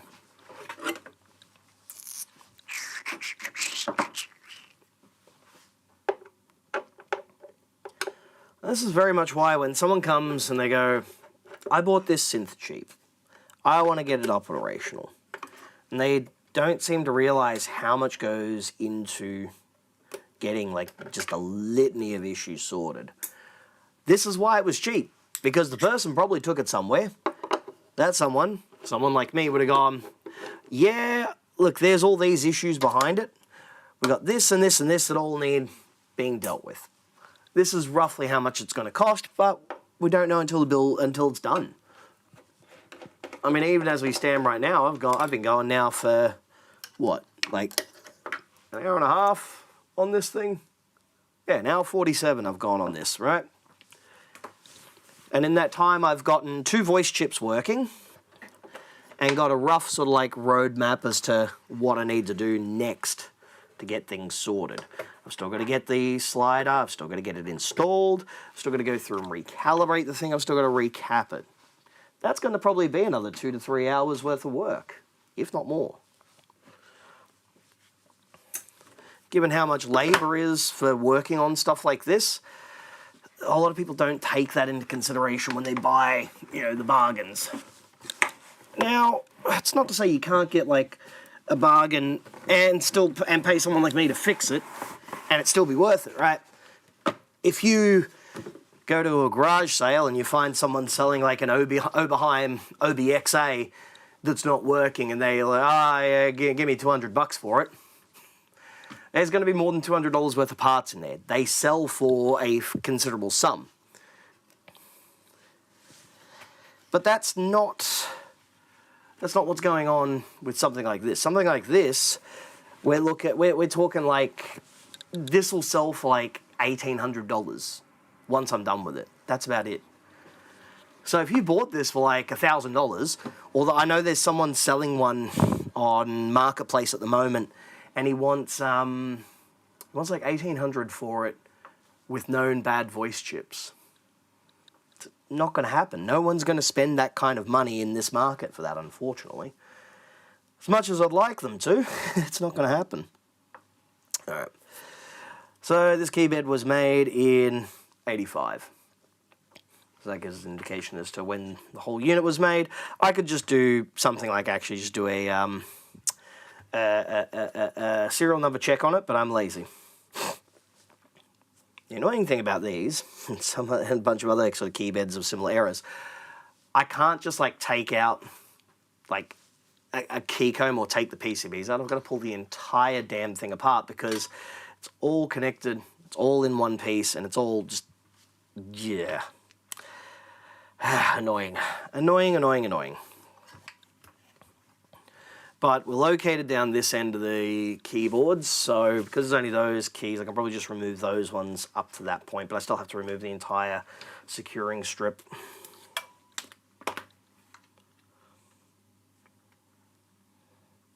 There we go. Come on.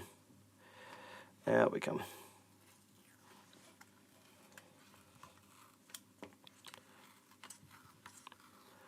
Peel the top. Might even just go halfway. Not much point going further if I don't have to. Alright. What I'm also going to do is I'm going to put these into separate containers. Because that way if I separate the blacks from the whites, and not in a Jim Crow kind of way, then at least I keep the tension even across them. Right. Pliers, and away we go. Come on, you. No, not going to do it right. These pliers are getting a bit worn. There we go. Alright, white on the right, black on the left.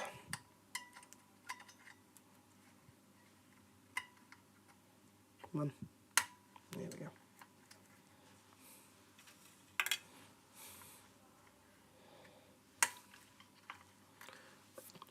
All the tedium.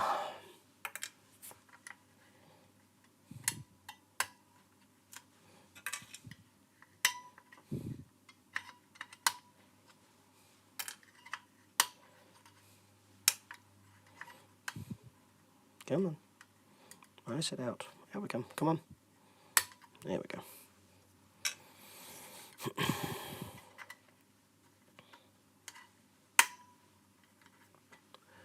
One of the annoying things is when you're working on one of these and one of the springs just decides it's going to fly off when you're trying to fit it back on. And you have to spend ages trying to track it down.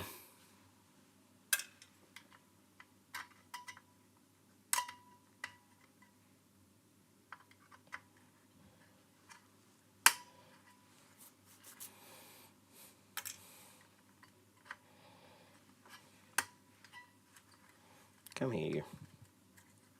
There we go. You can already see without the spring backing there, they're starting to like bounce back up.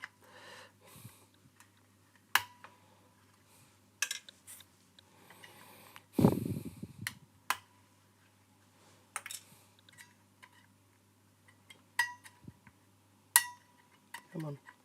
I have to come. There we go.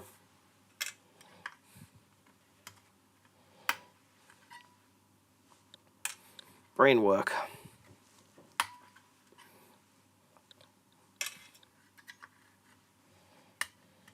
Come on.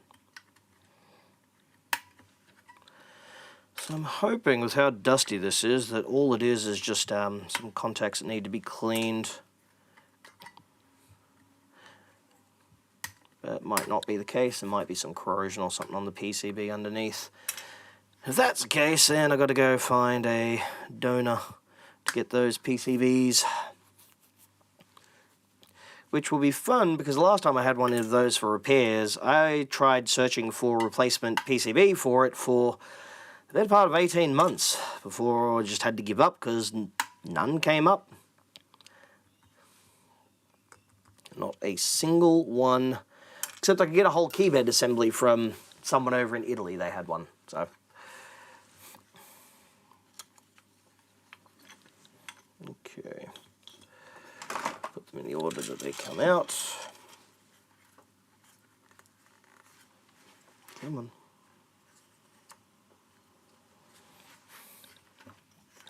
Ow. Okay. Sharp. Come on.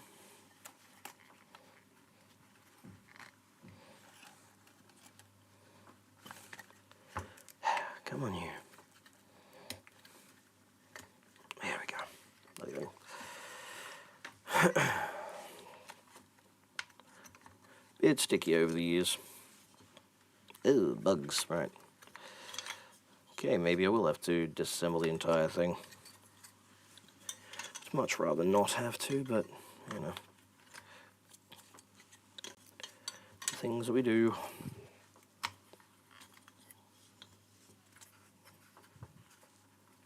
Come on. There we go.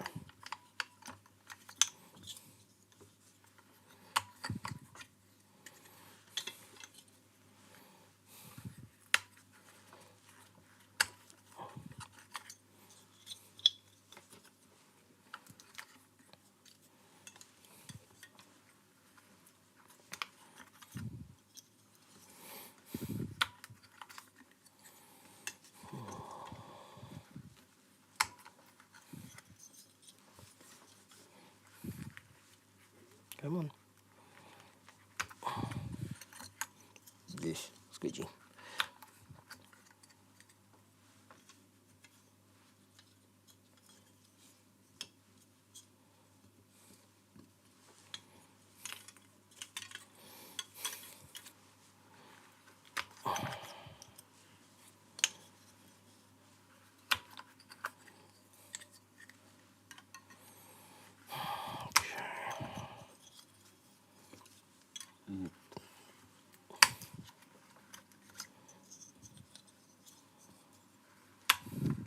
Anybody know?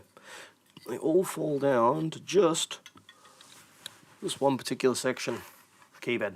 Nice. Nice, nice, nice. I like that. Alright, so we've got some bugs going on in here. Do we have any corrosion? We may have a little bit of corrosion. That might be what's causing the issue. Let's give it a bit of a clean first. Take a bit of a closer look. If it's corrosion, then I can always jumper it and remake the connections.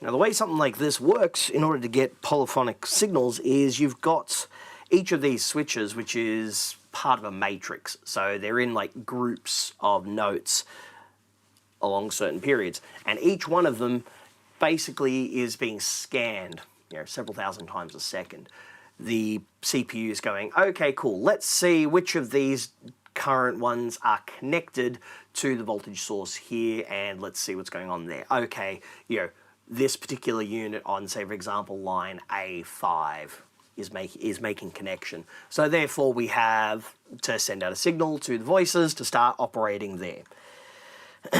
It's a bit more complex than what the OG way of doing it was, which was basically a big ginormous resistor divider network. So that's how you got your control voltages that way.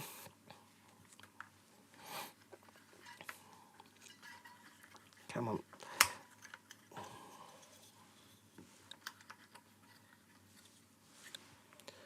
Okay, so I might actually have to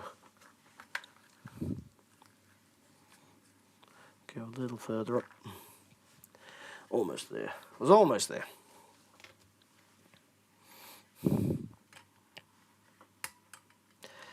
This key bed, because it's only got one dome per key, has no touch sensitivity. It's not able to send that information out. Because the way touch sensitivity works is you've got two domes on a key, and the key bed basically, the processor basically measures the time between when those two contacts go. So your first one goes, and then your second one. The closer that gap means the faster that key has traveled, therefore the harder it's been pressed.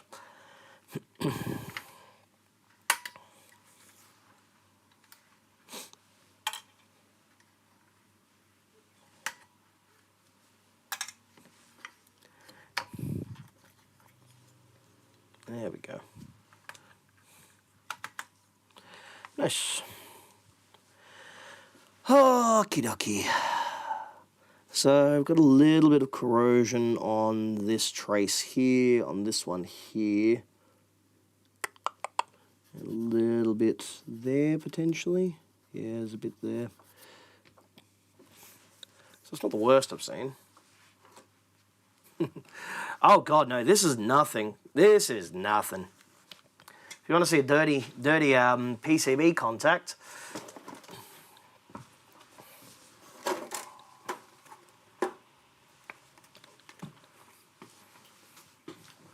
now, this is dirty, right?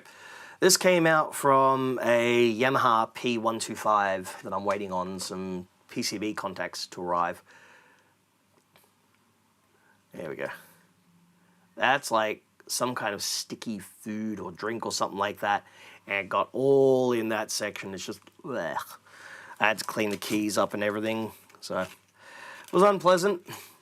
Not the cheapest of repair jobs for the customer, but that's why you want to sort of, kids are inquisitive and all the rest of that, but you want to try and instill in them as young as you possibly can that we shouldn't be like putting food near musical instruments.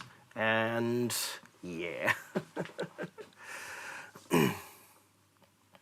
Brad had an amp with grass clippings inside it the other day. Yeah, I mean, if it was stored out in the garage, sounds about right. I've seen everything over the years. And then, of course, there was a time when I worked for Godfrey's, and, of course, vacuum cleaner shop, people bring in vacuums that weren't working right. You go to clear them out, and out flies a pair of underwear or a butt plug or something like that. It was an interesting time for certain.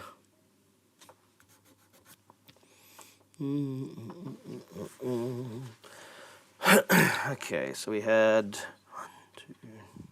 1, 2, 3, 4, 5. 1, 2, 3, 4, 5. 5th key there. So it looks like we're making contact relatively well.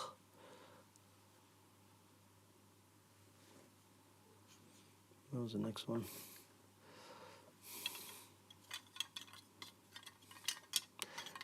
Not the smartest way I've ever organised these things, that's for sure.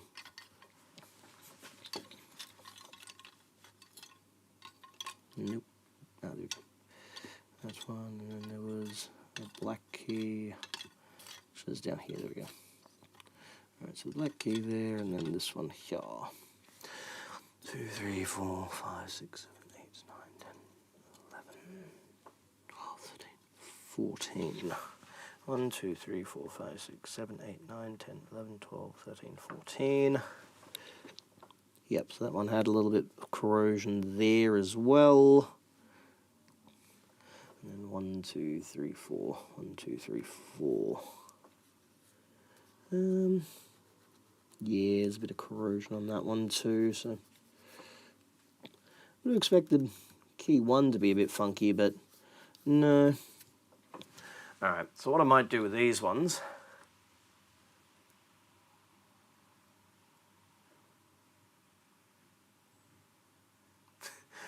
it was 90s. It wasn't our fault. Yeah.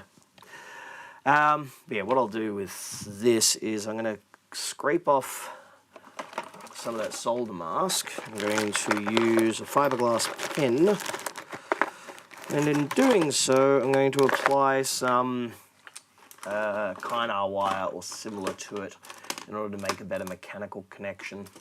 Because a better mechanical connection, better electrical connection I should say, will help deal with that. And I will also clean those pads, isopropyl and all that kind of jazz. Alright. So this is a fiberglass pen. So it's basically got fiberglass little teeny tiny bristles at the end there.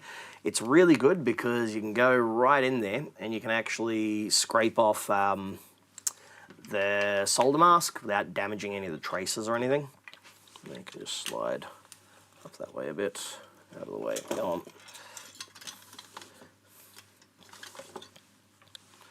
I can go that way too, and that there. Cool. There we go. So for example, in this section down here, can I get it? No, gotta be just out of frame, that one. There we go. So we'll go with this. We'll go with this section here. There we go. So if I grab my fiberglass pen here, right, I'm gonna start going to town on it. We can see after a couple of seconds we've got a little bit of copper being exposed there. And sometimes that's enough to actually clear the issue, because that oxide might only be on the surface, so we might be catching it early. Then we can cover a little bit of solder to get rid of the possibility of corrosion.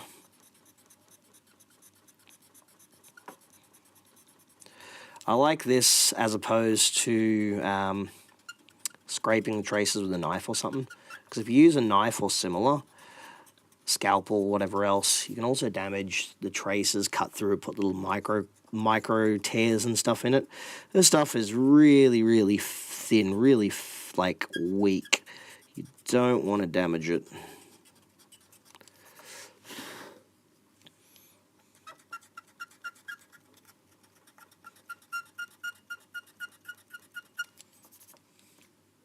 Cool. There we go. So now we've got a nice shiny bit of trace there, which I'm going to bridge with a little bit of Kynar wire, just to make sure. I'm going to do that one there too, so I'll do that section, do this section. This might not even be the issue with this particular problem. It's probably just key contacts that need cleaning or similar. But while I'm here anyway, and it's so close to the vicinity of where the problem is, I may as well do that work. It only takes a couple of minutes, and it's just a little bit of peace of mind for me and whoever buys the unit next. This is the kind of thing I do for, obviously, customers' units as well.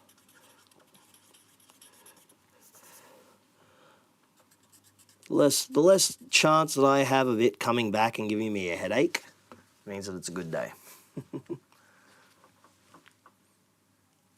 Yes, so this is a fiberglass pen, right?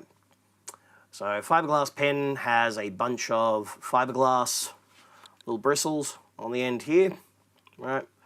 You can extend it out as it wears down.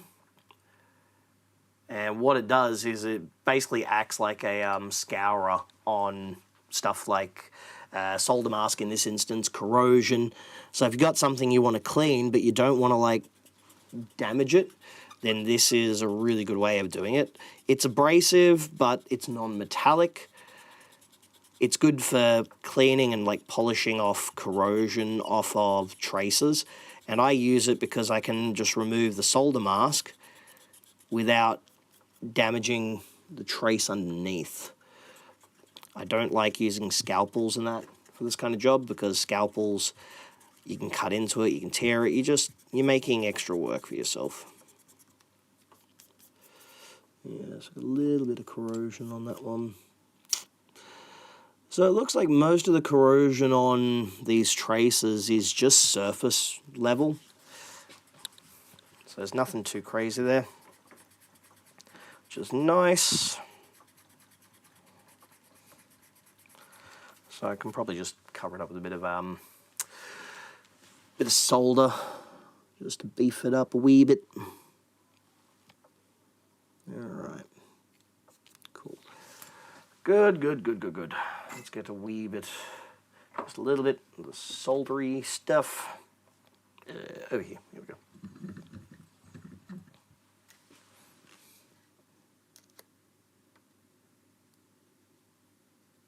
There we go.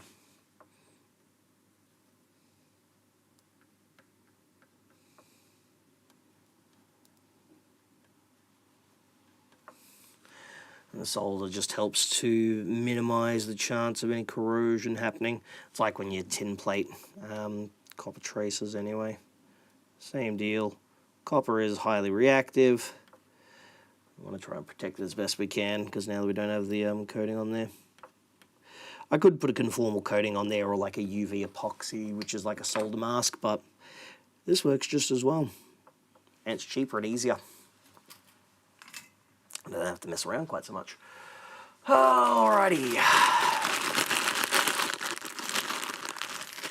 Just use a little bit of ice purple on a Q-tip, just to clear the pads. Come on, boy. There we go. What do you think?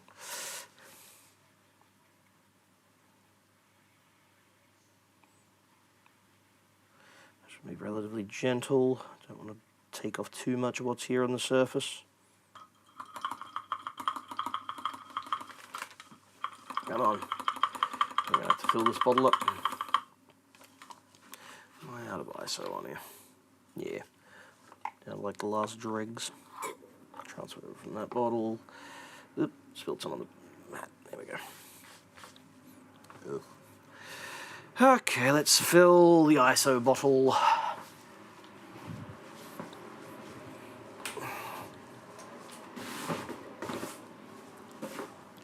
Oh, down I go.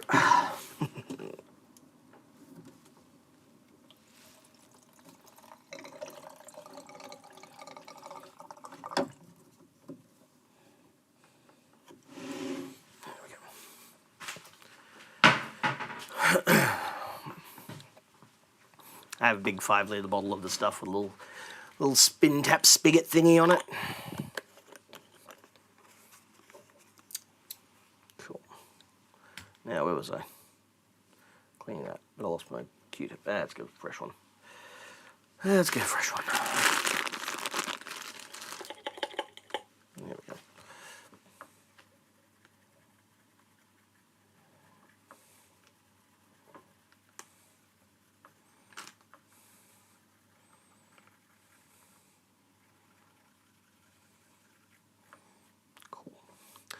Excellent.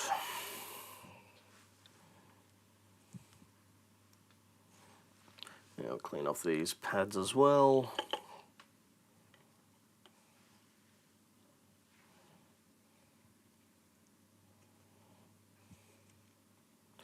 Good thing is there is a company that's now making replacements of these. So if one of them is like cactus, rather than getting the old keyboard contact kit out, and actually just get the replacement rubber strips.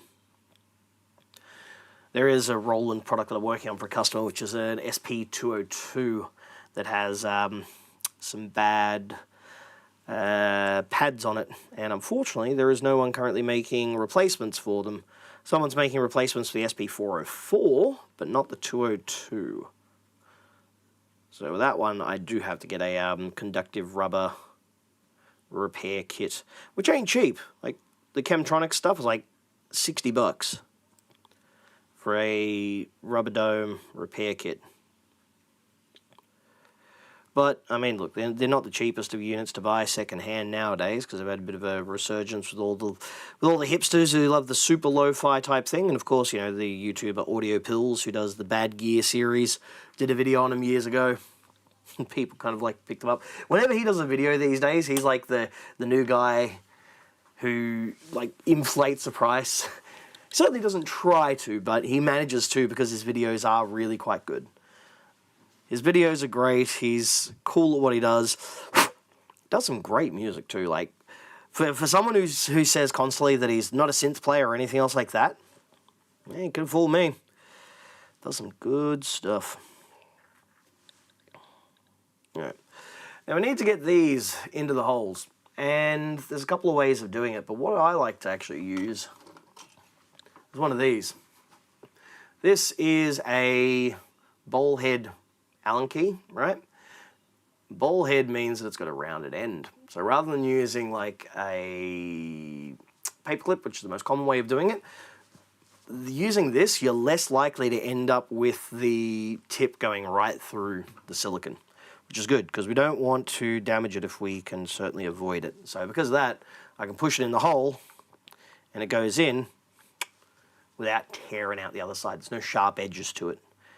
And it's just wide enough to be able to fit in without any sort of hassles or issues. Come on, here we go. Get in there. There we go.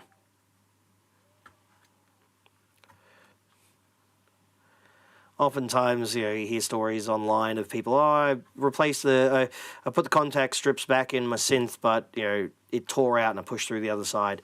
It's because they're using something with a sharp edge to it. So. Alex, how are we? Living the dream, I hope. Cool. All right. Here's something for you, Alex, if you want to make some, you know, if because you're the king of the PCB making and all that jazz. Replacement PCBs for some of these contact units. Seriously. Like, I had a customer who I could not find a set of replacement PCBs for his Juno 106 for 2 years. Well, 18 months, sorry. 18 months.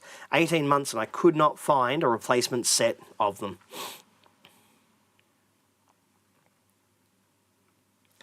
Absolute bloody nightmare. Get in there. Come on.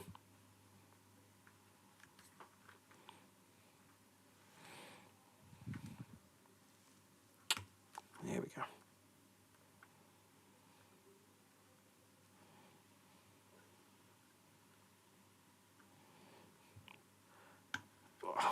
Nothing more exciting than watching a man sticking something in a hole. Truth be told, it's more exciting when you watch a man dig a hole. Go down to the beach, dig a big hole, and get everyone to follow you. So. Juno 106s are nothing. They're easy, Christ. Compared to some of the other things that I got to work on, nothing. Like for example, the Roland JD800. There's a guy who's managed to make a replacement board for them because they're incredibly stupid how they were designed. The boards were made by Matsushita, so Panasonic, because they actually did a lot of keyboards, surprisingly. And, yeah, the thing is with the boards on those is they use a flex PCB, so an FPC. And as with a lot of Rolands of the era, they end up with the conductive red glue of death. That conductive red glue goes onto the PCBs, FPC I should say, and kills it.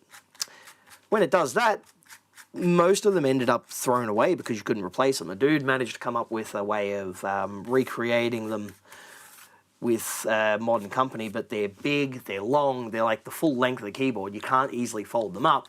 And they are so sensitive to everything. Like, installing them is a nightmare. And you got to get them, like, properly calibrated and stuff before you even put them in. So, now that guy's a genius for actually coming up with those. It's amazing what he did.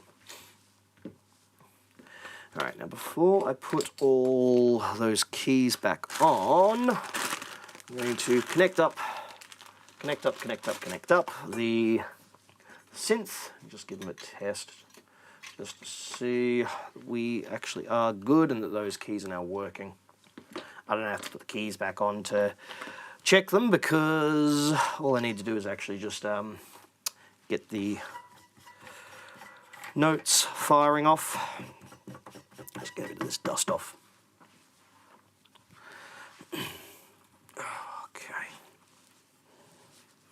Hang on there for a sec. Because last thing I want to do is put the keys back in, only to go, oh, it doesn't work, and now I've got to pull it all back apart again, because that's a bit of a headache. Bit of a process. Okay.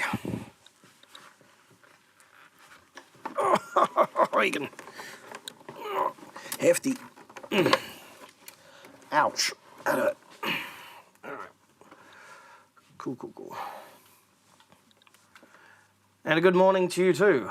It is cold and miserable, and I just sliced my finger open again. Seriously, I'm scraping my knuckles worse than a fisherman right now. I keep getting like damage on them at the moment. Not even getting elbow deep into these keyboards and stuff. I'm only getting like, a couple of fingers deep.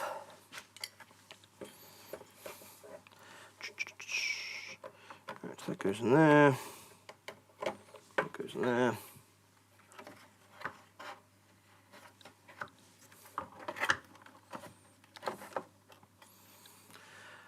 Okay.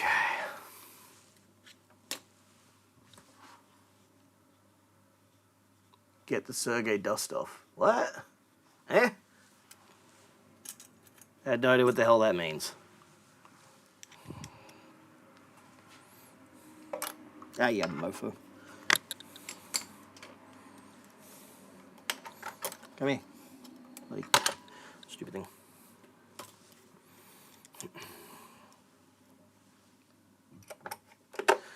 Alrighty.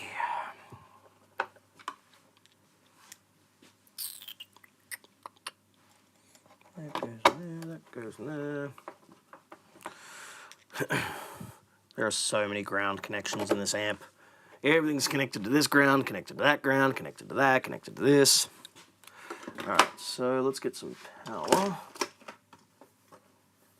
Power, there we go. Power in thusly, power on and on.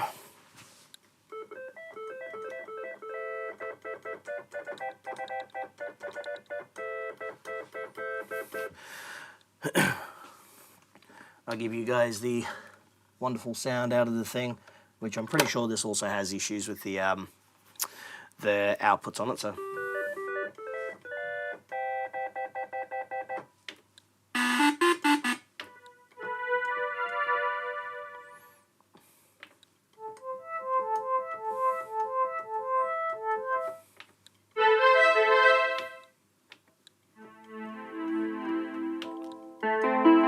That'll do.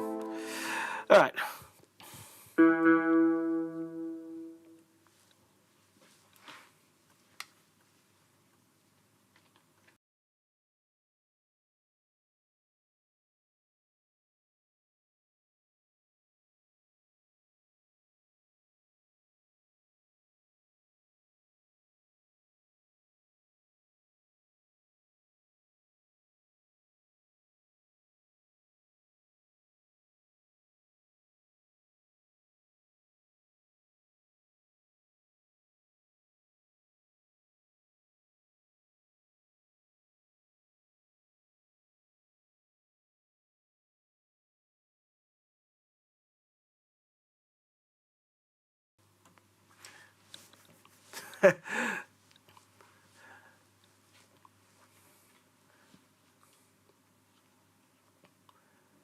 Yes, I know. It's because I muted. It's because I muted myself for a moment there.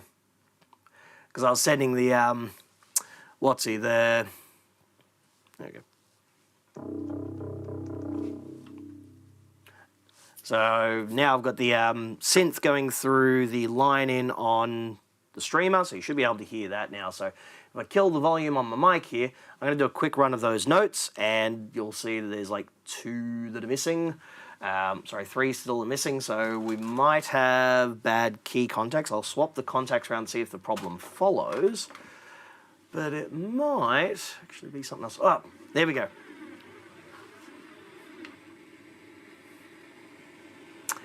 That noise that you're hearing right now is something that keeps fading in and out.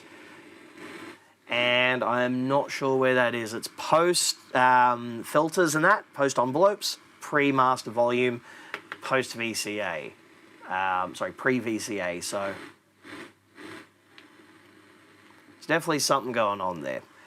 I'm going to wait a moment for it to kill it to die. It comes and then it disappears. It fades in and then it fades out. So I'm thinking might be a bad op amp or FET in that part of the circuit. I'd have to bring up the schematic and double check again, but let's just quickly check these keys so I can see exactly what's going on there. So I'll need to set up the auto ducking thing on this, but you know,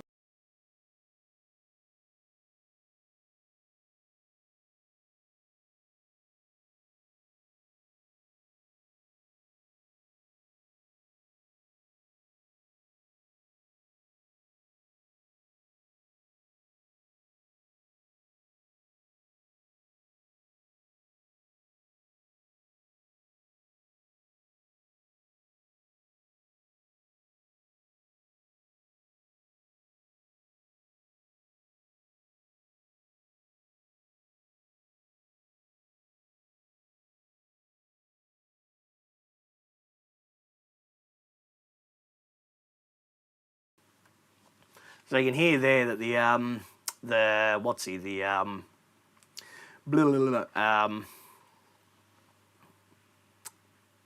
noise coming through. So just quickly, can you guys hear when I've got stuff going through the desk, right? So if I mute my mic here, can you hear the synth being played? Let me know.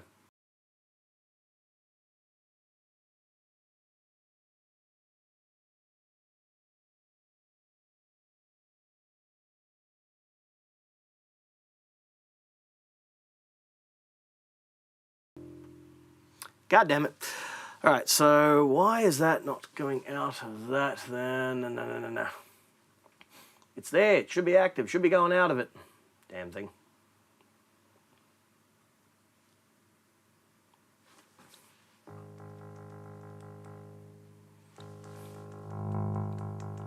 I've got signal there, so why is it not going out?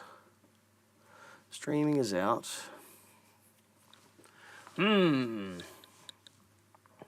It's there. Yeah, it's because you can hear it now because of that. All right, let me just throw that on there quickly then.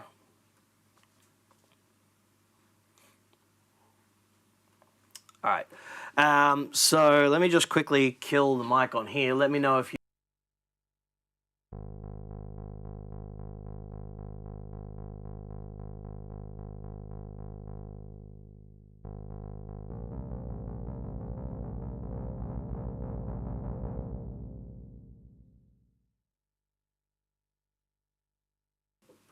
There we go. Yeah, it was a stupid audio setting type thing. Cool. Awesome. Yeah, so now I'll do that again. So I've got the chat hiding in the way there, but that's all right. So if I quickly kill myself there, you should be able to hear that when I play through the things, I've got a couple of dead notes.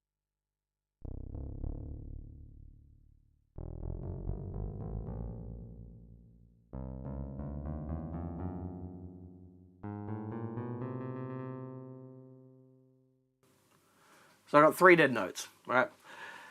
That could be a couple of things.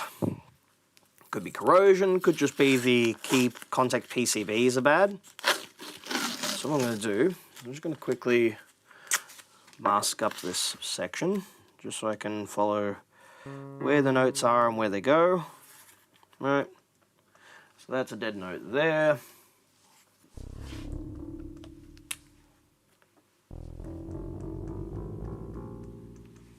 Dead note there. Dead note there. Cool. So those are my dead notes, okay? Assuming that it's the key contact PCBs that are bad, if I swap these over, then that should actually follow those key contacts. So we should get a change on what's there, right? Quickly pull that out. Quickly pull that one out.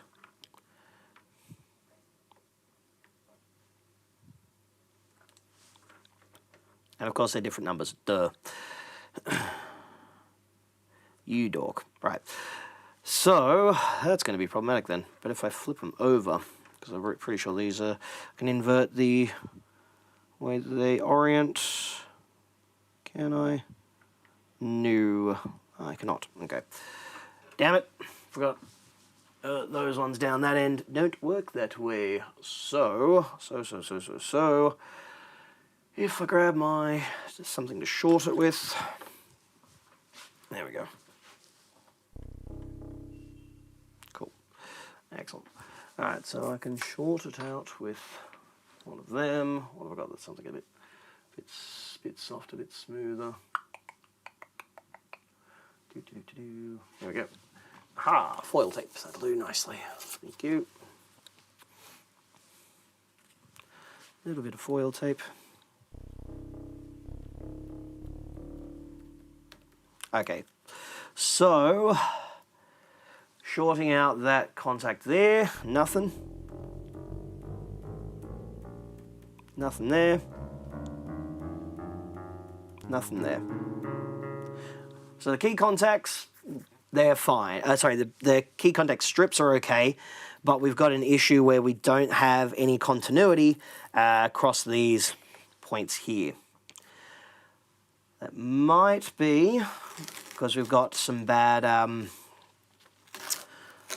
solder joints or similar on there. What do we got here?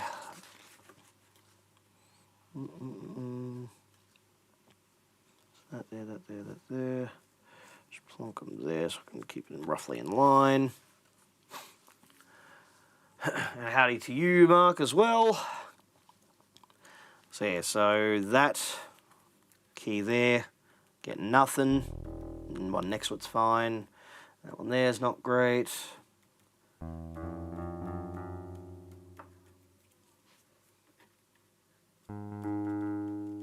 Yep. So the question is, are they on the same bus or not?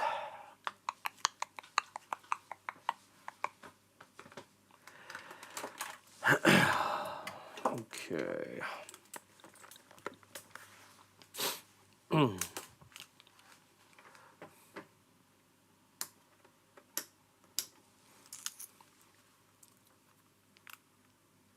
Yes, it does have a remote control.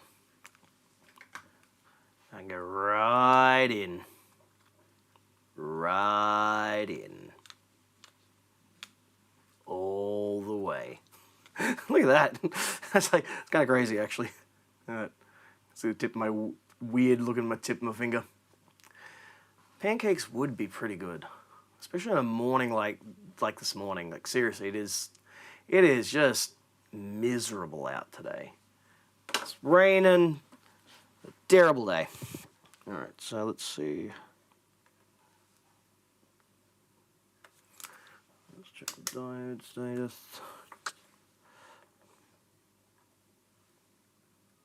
0.553, yep. Alright, so they're okay there. So the question is, why is it not getting back to where it needs to?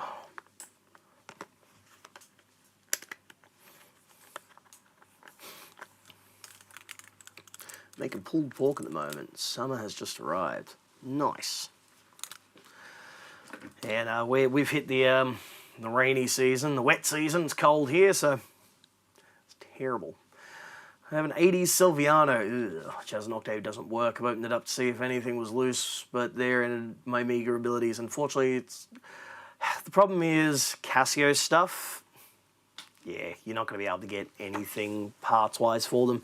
Casio, one of those companies that don't support their products very well for a very long time, unfortunately. As a result of that, you end up with, you know, like 10-year-old products that you just can't fix. It's not like, say, Yamaha, which keeps parts for 20 years. Roland are also pretty bad at it too. They don't support products past warranty for a very long period of time anymore. But there are companies out there that make, you know, modern stuff for these. So, okay, so if we've got that there, do we have any, okay, so I've got some corrosion there on that one. Let's see if maybe that's going to cause it. Fiberglass pen. Yeah. Some companies are really, really bad at it. Others, not so bad.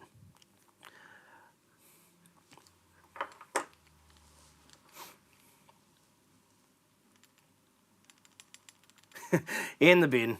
In the bin! For example, I'm fixing up a Line 6 Helix for a customer. This is the power supply module. And if we do that magic zoomy zoom thing again, time to get real dizzy. Keep going. Can you tell me what the problem is? You might be able to see it. Maybe. Basically, this one had a bug infestation in it. Bug's gotten in the wrong place and bridged up the mains input there, so it's caused a short and it's gone bang, taking out the whole power supply. Now, these are made by CUI. CUI no longer make this power supply. They make a replacement version with a B code, which this is a VOF-50-12V. VOF is, you know, the product range, 50 being how many watts, 12 volts the output. So it's 12 volt output switch mode supply. They make a VOF 50B 12V now. I don't know if that's suitable for the Line 6. I contacted Yamaha, said, hey, you know, price and availability please on a power supply for this. Comes up currently in the system as pricing to be determined, ETA to be determined. Basically, they've changed them over. They haven't got stock of the parts of the replacements. They're probably still manufacturing them, using up whatever they've got left of those. But they haven't confirmed whether this board, the B version of it, is suitable as a replacement. So, not much I can really do. I will have to order that B supply, see if it works. It's probably an identical thing, just some kind of slight bit of a change. Main concern is noise. So it's the same form factor, it's the same everything, it's a different looking outfit, and it doesn't have like the cage over the top and stuff, so I don't know whether it's like less focused on noise and stuff, so yeah. Haven't exactly described how they're going to tell you to go F yourself yet. Well, yeah. I mean, like I said, Yamaha are pretty good with that, so I don't have to worry too much about it. In the event of, say, some other companies that have discontinued power supplies, or things aren't working, or they're not easy to get a hold of, well, then it's off to the bin, so.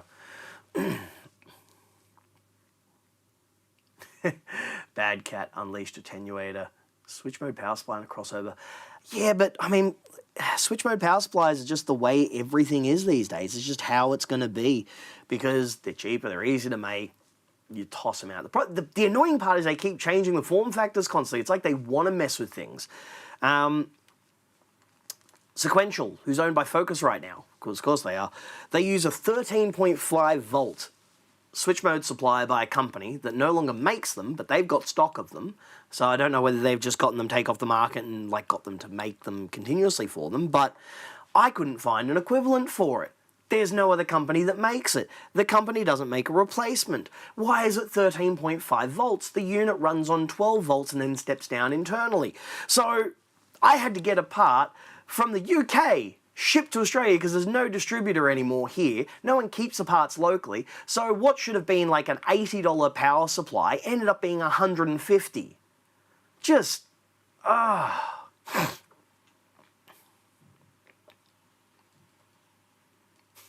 Yes, I did say bug infestation. That's what was in this one causing that god-awful, sorry, not this one, in the Line 6 Helix. That's what caused the problem. Alright, let's just quickly clear that trace there. Scrubbing, scrubbing, scrubbing. For those who weren't here before, what I'm currently using is a fiberglass pen,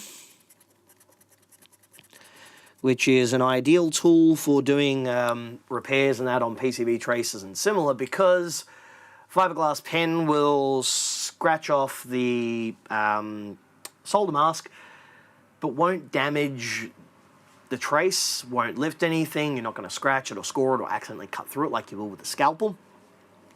Just takes off the coating and it polishes up the trace underneath. Gives you a nice surface to be able to solder to. It makes things far simpler.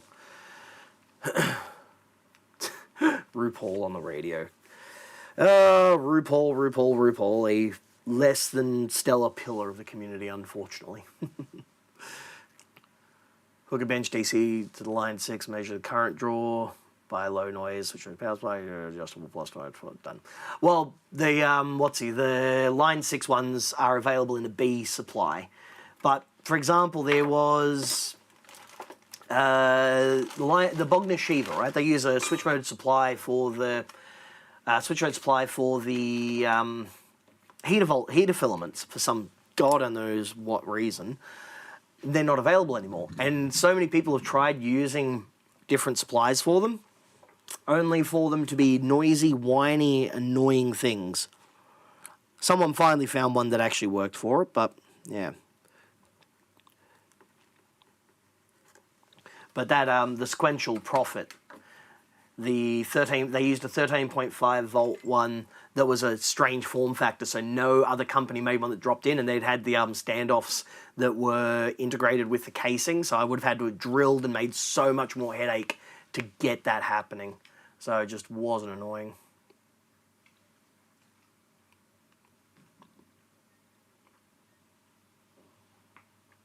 Yeah, the pens are brilliant.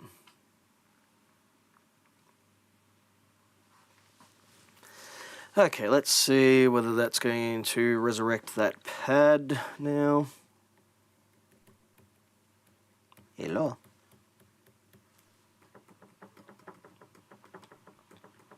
Yeah. I don't know.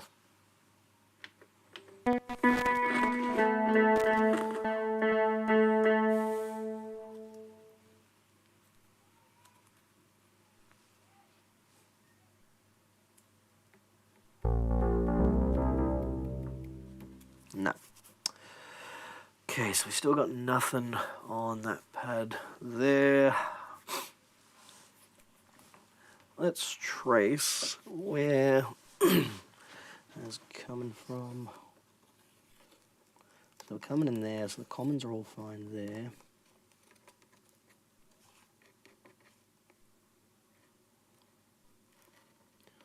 Go on to that. Go on to that. Down there, down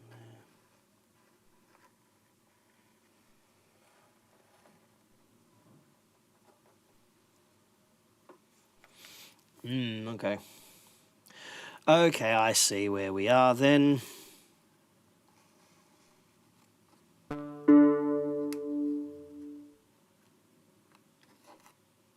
Right, okay, so all of those notes are actually on the same bus. Should have checked that previously, but, you know. So up here are the common lines for each of these groups, right? So you got 1, 2, 3 there. That one goes down there, goes through that. And then each one of these groups here, groups of 4, 4 there. Then they go through and they stack on top of those. So this one here, if we follow where that line goes in up top there, goes down the bottom. So I know that up here isn't the corrosion issue. The corrosion issue or something is going to be down here, because it's following all the way down there. But if I go through to the next one,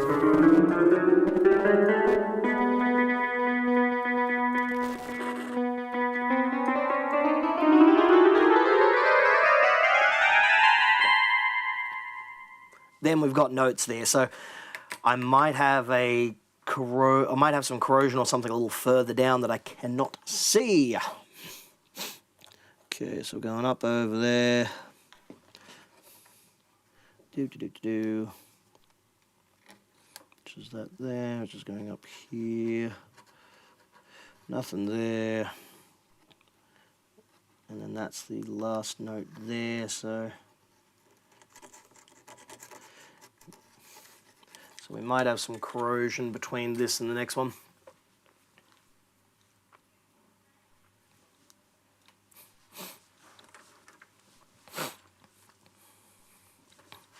Oh, thanks, Alex.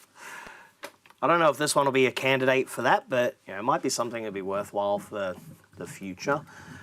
There's a couple of things that I tend to come across in sort of like the synth repair and similar type thing where there's just no suitable PCBs available, or there's no components that can drop in, or stuff that needs to be like modified heavily to make it work.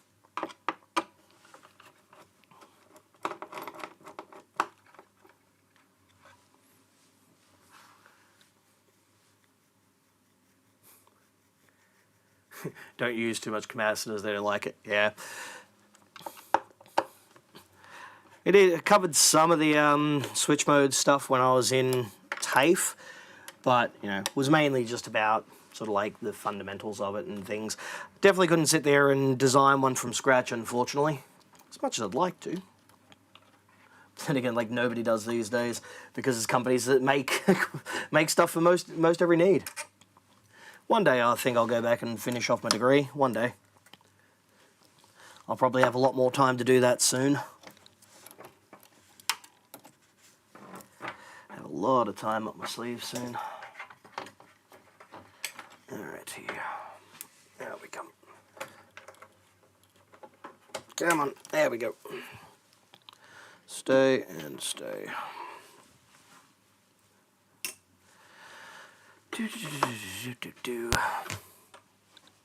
That's why I mute it. Big old pop. Delete. Oh, hefty. Hefty. Where's the sun? Oh, there we go. Stay.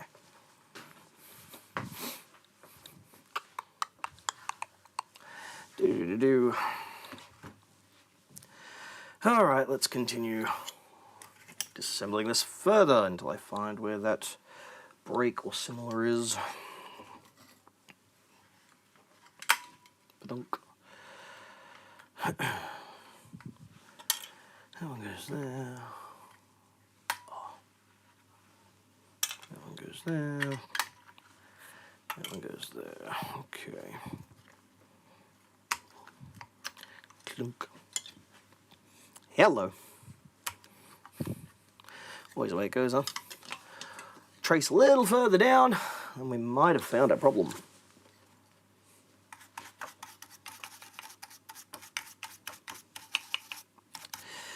Well, wouldn't you know it? Let's take a bit of a zoom in.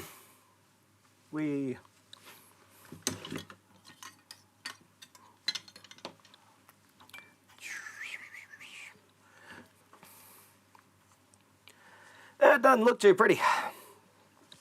This section here.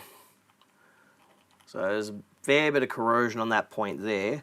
I would hazard a guess if I do a continuity test, I'm going to find either very, very high resistance or no continuity through to those other pads. And if that's the case, then we found our problem. Beep, beep. So we go from there over to nothing. But if we go the next one over, aha! So this one from here to here, nothing. Popkus. Next one over once again, we're good. So that's our problem there. We clean that up, we jump for that, we get those notes back. Huzzah!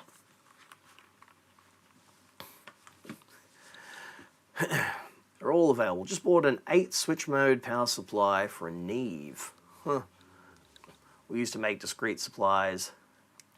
Shit's easy these days. Yeah, and seriously, like when I had a studio on that, the guy who was like buying most of the equipment, he ate so much over the power supplies and everything for it. Oh, should I get the original Neve one or should I get an external one? Oh, dude, just put it in. As long as it does the job, it'll be fine. This is before like I knew much about like the electronic side of things. So I've actually got a a Soundcraft 6000 mixer in my collection that I was gonna do something with at some point, but probably don't have time for it these days. So what I may very well end up doing is just either pulling out the channels and trying to rack them just for some fun. No one's really probably going to buy them, but a couple interesting channels with some relatively neutral EQ on them. Or just sell it off as a project someone. It's got the power supply and everything for it. Big, massive, like, huge, chunky linear thing. Weighs a ton. But it was XABC, so it's pretty good. Alright. Clear all that gunk out of the way. Yeah, so let's clear us some gunk off the tracks.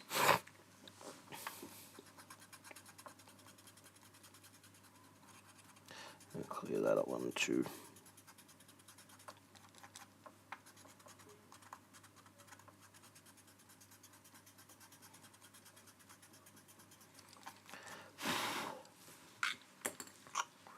Do do do do.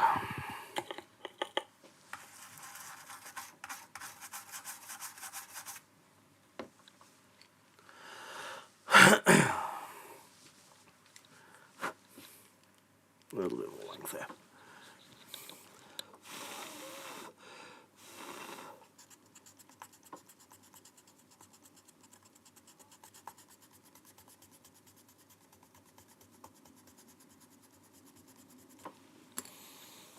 Cool, cool, cool, cool, cool, cool, cool, cool, cool.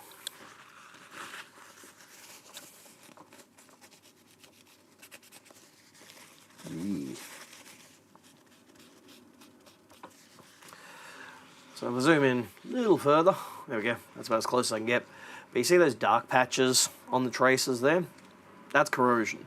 So that corrosion is going to obviously inhibit what's going on. No signals going through, that's it. It's a very low voltage signal here, so it doesn't take much resistance to mess around with it. It's not like it can push through like a 400 volt, 400 volt supply or something.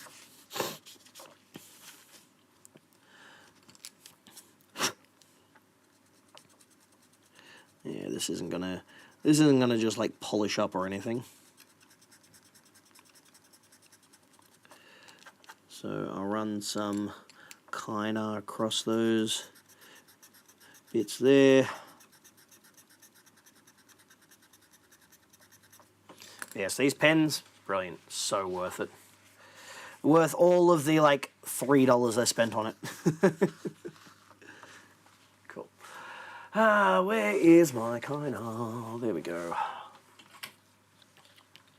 Itty bitty teeny tiny gauge. Super fine wire, but it works well. Silver plated, designed for making connections and stuff like this. Wrap wire. There we go, pins there. Strippers. Strippers. Don't need a huge length of it. There we go. Let's get some solder on here. Actually take a little bit more of that corrosion off.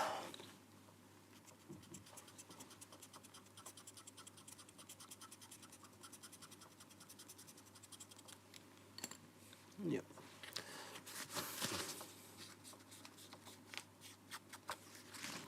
Yeah. So that trace has been like eaten right through. With our businesses these days, a $3 pen, oh, going luxury there. And what I might do as well is I'm going to connect directly to that diode. Where's my, there it is, over there.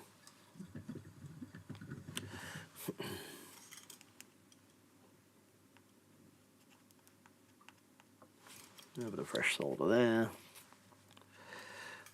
Throw a little bit of solder on this side too. Like so. And from there, I can run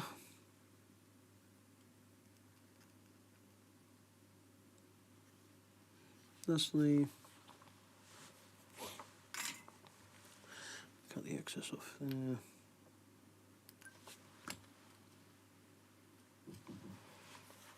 Grab the tweezers. Come on, focus. There we go. I just need to yell. I just need to yell at this thing. I yell at it and it listens to me.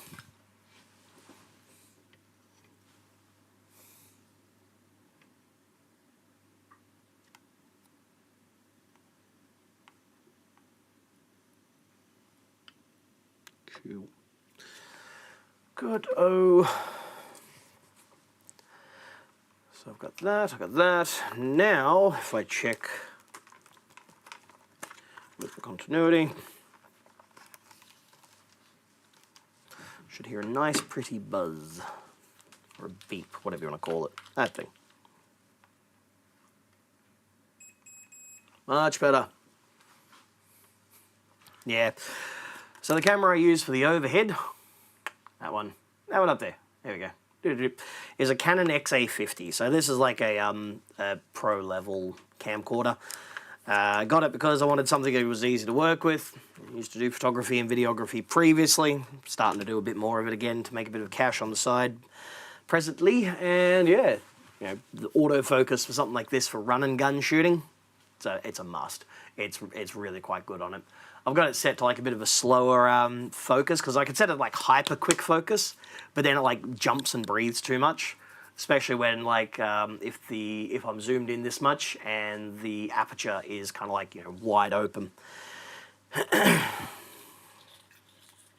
got a similar thing with my Sony as well. My Alpha 7 IV.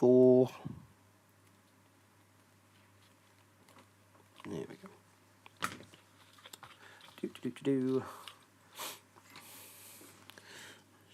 A little bit more. Just pull a little bit more back this way.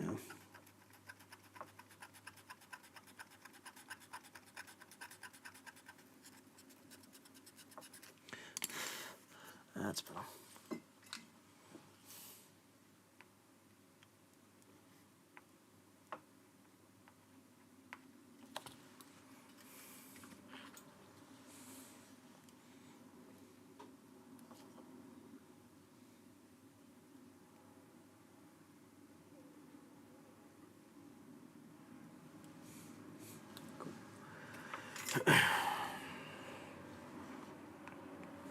Excellent. That's going to give us some good quality mechanical connections. Bypass some of that corrosion on there.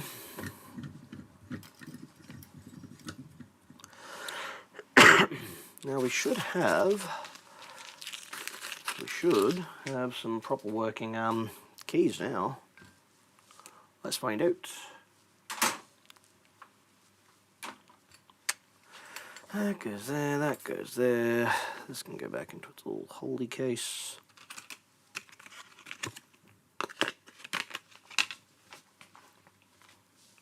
Wide angle, there we go. So for those who are kind of curious as to you know, how everything all kind of looks here on the bench and everything, yeah, that's obviously all of the equipment there. Then I've got the MacBook. Whoa. And then up above there, that's where the camcorder is. So DJI plugs into that. Got my little panel light that sits on a Manfrotto Magic Arm. I love those things. They were brilliant when I used to do photography and that. Put extra lights on or hold reflectors or something on existing C-stands and similar. That's a wall mount light pole, so I can basically swing that wherever I need to and extend it out and do that. It's a little charm I picked up from a shrine in Japan that's meant to be for good luck for business. I don't know how good it is though. Yeah, then I've got the AG08 here, which just chills out on the bench. That now gives me the ability to connect things up as I need. my connection of scopes and similar. You know, I've got something analog, something digital, signal generator, power supply, a couple of sets of calipers, ancient, very, very ancient desoldering station. So it's nothing too crazy. And the amp that I use for testing, which I call the Ship Brown Special, it's bulletproof. I found it on a construction site when I was working in demolition. Nice. That is an Ibanez TSA cabinet from Tube Screamer Amps. You know, picked it up randomly one day for like $50. It's been the bench thing. It's got a Celestion 7080 in there. Sounds fine. Then when I'm testing synths and stuff, just a pair of Eris E3.5s from when I used to be pre-Sonus dealers. I had some left over. So that's how the bench here works. Better plug in the phone to charge because it's running out of battery. There we go. You can hang up there.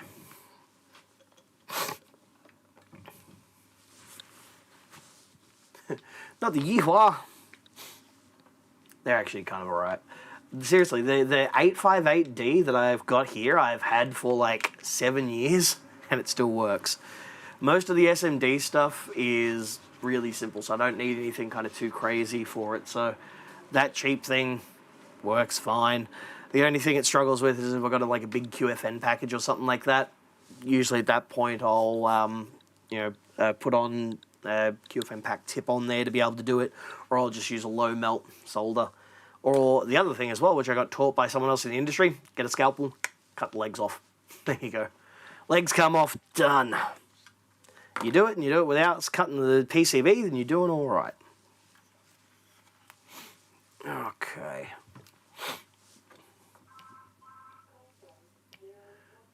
It is 10 to 11. I do not open until midday. I am not answering the phone.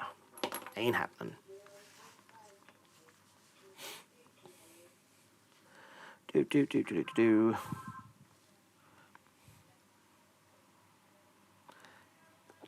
Yeah. The assumption is that if someone finds my number, they're usually finding it on Google or something like that, so my trading hours are basically right underneath that button that says call.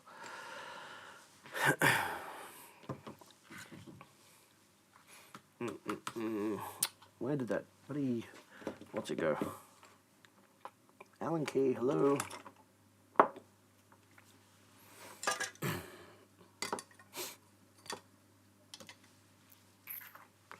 Ah, there it is. Underneath. Duh.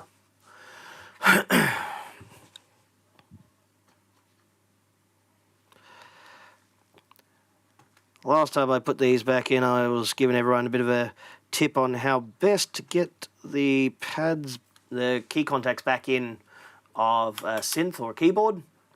Get yourself something like this, which is a small ball head Allen key. Ball head Allen key works brilliant because instead of being, like, say, for example, a paperclip or similar, they've got very sharp, jagged, rounded edges, right? Look at this one. It's all rounded over. And because of that, when you push in the little nubbins on there, it doesn't end up damaging or tearing through the other side. So you're less likely to tear them out, which is good. I like not damaging stuff. Makes it easy, so you can just push them in, and they just go in, bang, pretty simple most of the time. Sometimes you've got to fiddle around a little bit, but that's just how all of them goes. At factory, I think they've got a big massive jig that all pushes them in one go. Don't know. I've never seen how they make the key beds. Would be interesting, though. Would be very interesting, actually. For somebody like me. I like boring things. I'm a very dull person. Come on, get in there.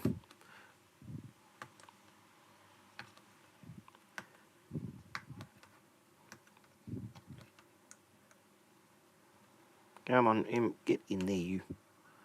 And the last one. There we go. Cool. Sweet. And just push those little sub pins in, make sure they're fine.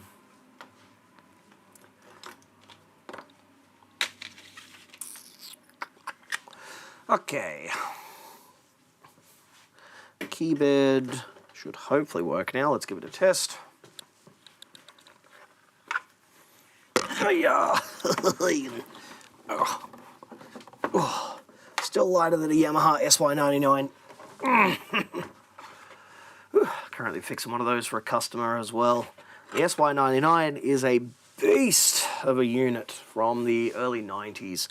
Weighs a ton. Like, seriously, it's like 25 plus kilos, that thing. It's hefty, but it sounds pretty good.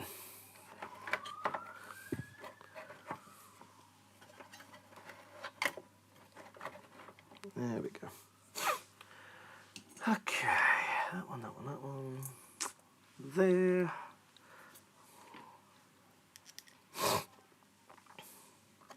Ah, you mutt. A true Aussie phrase. Learn Australian English with Dr. Gear. The word today is mutt. Mutt is a derogatory word for the female anatomy, often used in a derogatory context. However, it can also be used in some more light-hearted kind of ways. Often you say it and you get annoyed.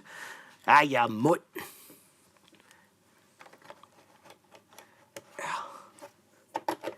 Often signs of exasperation.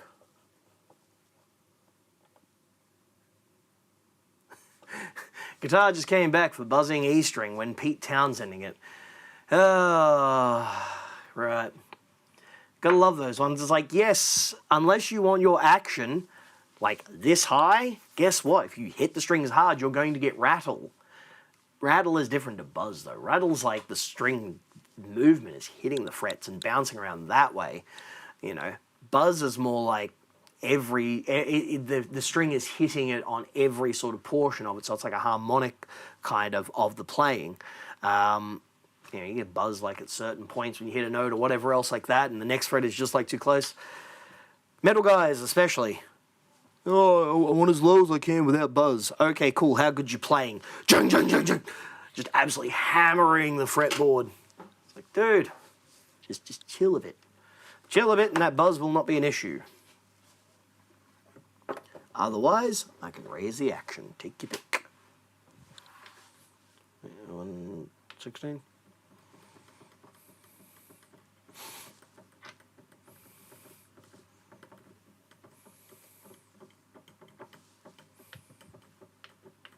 Hello.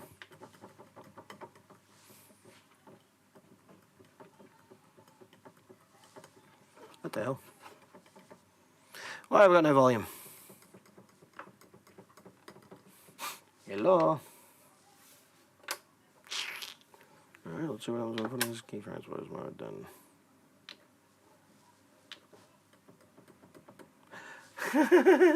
Guess who did a stupid thing? Yes, I did. A keyboard's only going to work when it's plugged in. Boo! Those of you who are Australian of a certain age will remember, you know, great durs of history. This is definitely one of those. Oh, duh. Still, I didn't electrocute myself yet. And I haven't, like, dropped anything yet. So I'm doing well today. Come here. Come hither. Alright, one more time of feeling.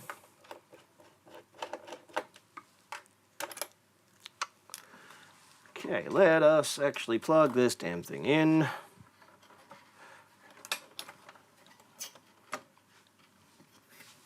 Her dirt. There we go. What do you think?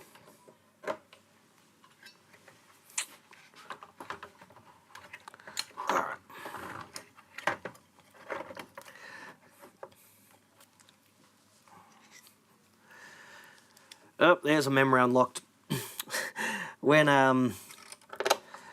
talking about like someone Pete Townsending it and all the rest of that. Ages ago, like last year in the shop, I had a guy come in, right? He was real kind of weirdo.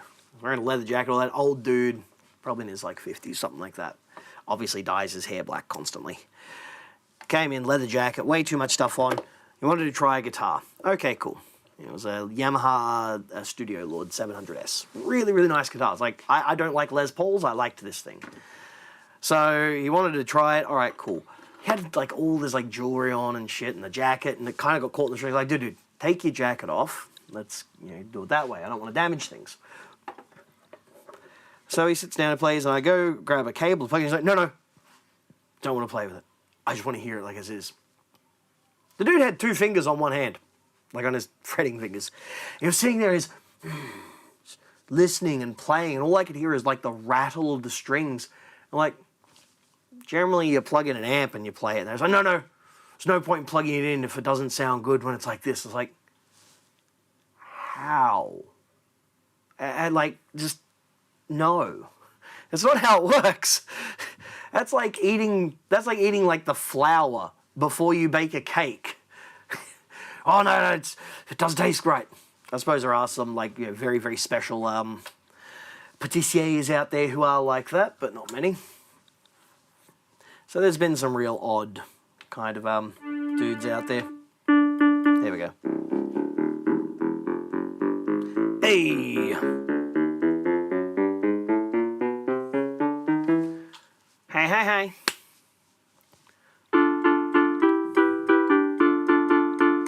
We have notes. We are doing well. Awesome.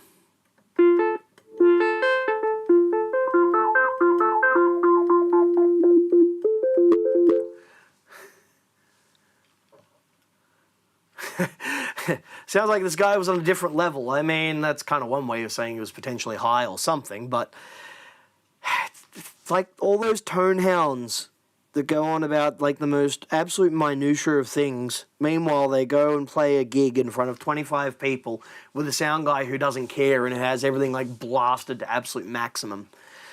There was a video, an article or something recently with Guthrie Govan saying that apparently he carries 2 guitars with him that are identical spec except different tone woods because the audience can tell.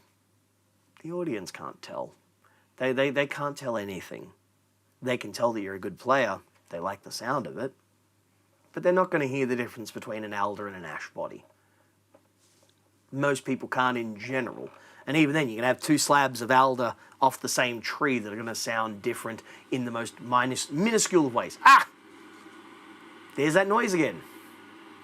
Going into the ocean.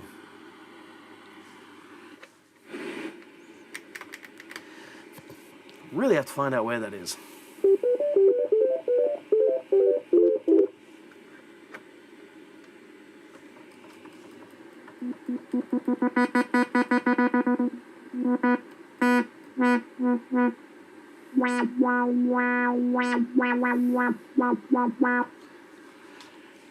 Yeah, so that's going to be the next thing I have to tackle.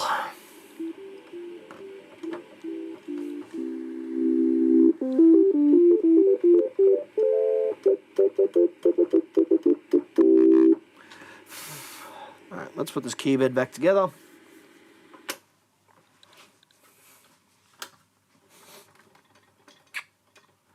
Now that we know it works well. Good stuff.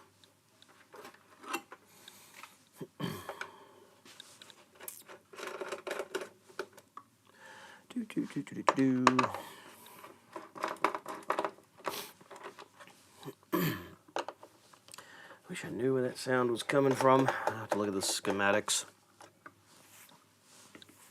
Probably just a FET or an op amp. But the fact that it fades in and then fades out, that's a weird one.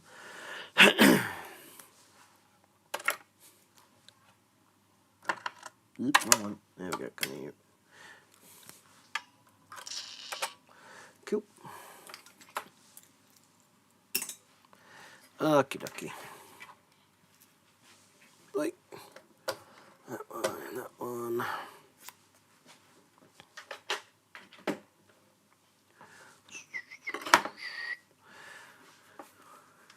Oh, there we go.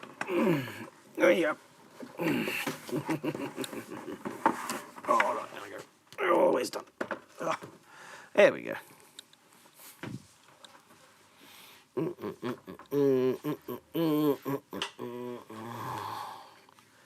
All right.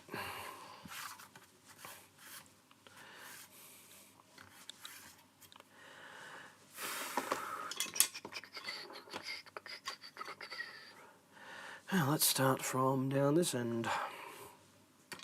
Black key first.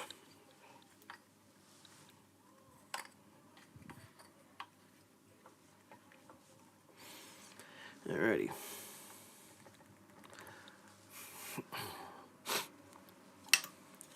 Black key, white key.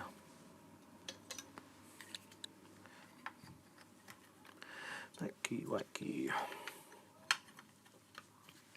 To think, there was someone in Japan 45 years ago whose job was to do this, to put keys back in. Welcome back. So did you get the repertoire of the greatest hits of playing at the pub? Ah, you dork. Not you, Brad. I mean, you are, but I'm talking about me this specific time. Alrighty.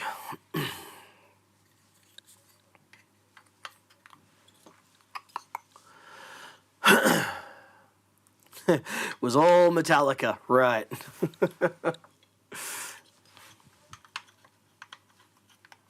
Yeah, I wish someone would pay me to just like sit there and like do this kind of thing. Actually, I do have a Zen job to do in a moment, which I've been putting off for a while because I really just don't want to have to deal with it, but I'm going to have to. I've got Korg Lambda, which is up for sale. Not that anyone's going to buy it in this current market, but it needs the whole thing recapped. When I say like a recap, I mean like a proper recap. In the 1970s, the 1980s, Panasonic made a range of capacitors that, unfortunately, had a propensity to leak after 30, 40 years. So, known colloquially as the Matsushita lilac caps, they will all leak. Not some of them, all of them. We all talk about tantalums being bad. Tantalums come out, replace them, put in new ones, right? That's the same deal with the Matsushita lilac caps. They will all go bad, they will leak, and they will go and cause massive corrosive damage on the PCBs, which sucks.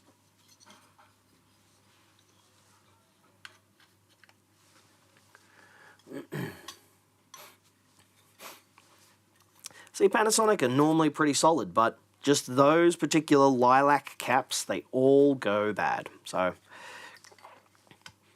in this particular thing, because it's a divide-down string synth organ type jobby, there are like 300 caps that need to be replaced. So I'm going to have to go through and pull all the old ones out and then put in the new ones. It will be a case of just, yeah, switching off the old think box and going at it. But I don't want to switch off the brain too much, because if I do, I will probably mess it up. Like the other week when I managed to put in the caps backwards in that bloody hot rod.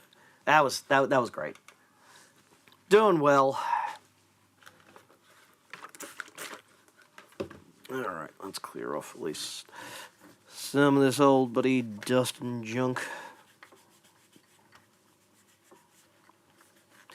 But yeah, if ever you're going to buy a vintage synthesizer or similar, ask if it's had those capacitors replaced, if it's Japanese.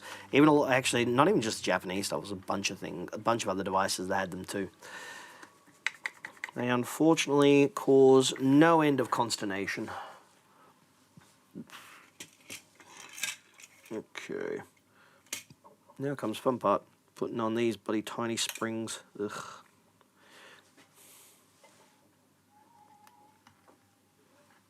In there. There we go.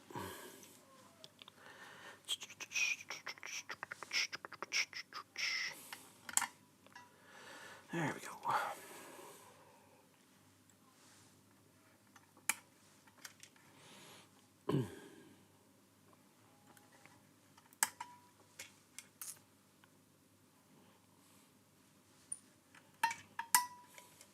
Ding, ding, ding.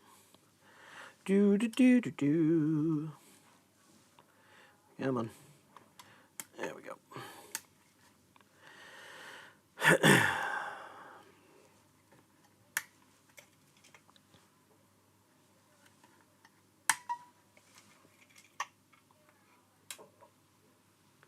suppose I should give grief to Dave F too. Just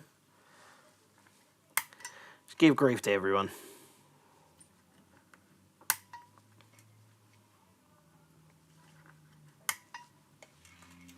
Come on. There we go.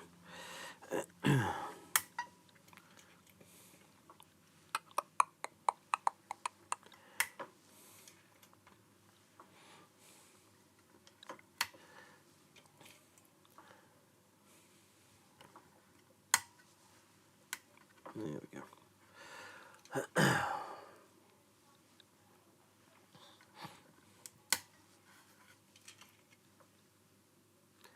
The most exciting job in the world. Putting springs back on synthesizer keys.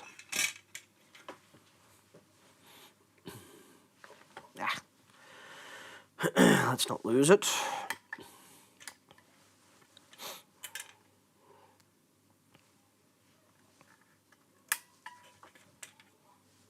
Seems there are people outside having breakfast at the cafe next door.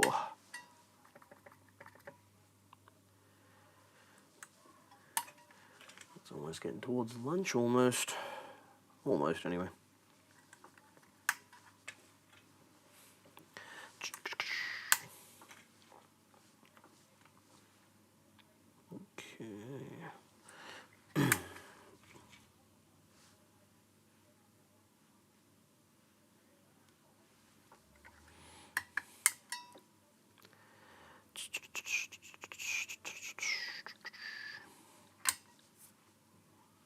Almost done. Almost. There we go. Oh, good job. Very well done.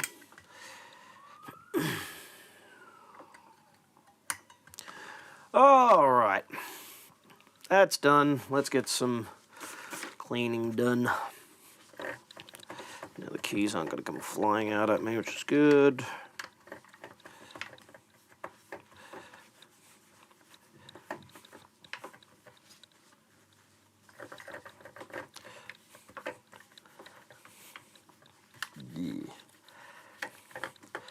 Couple of decades worth of crud on there.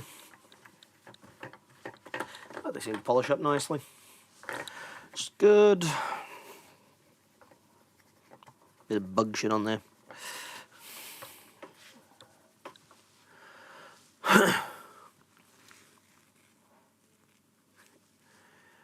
Catch you later, get let out. Chorizo tacos, damn. Lucky. Forgot all about pancakes. Man, how could you forget about pancakes? Now I want pancakes. I'd totally make them for breakfast tomorrow morning, but the missus has to be at work at 8 o'clock tomorrow. 8 a.m. on a Sunday. Thankfully, she works for Apple, so the pay having to be up at that time in the morning on a Sunday won't be too bad.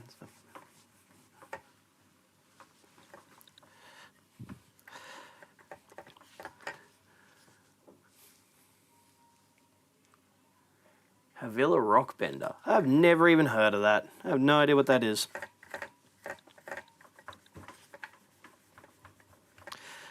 But if it's got bender in there, one would assume is it a pedal that's based on like a tone bender type circuit?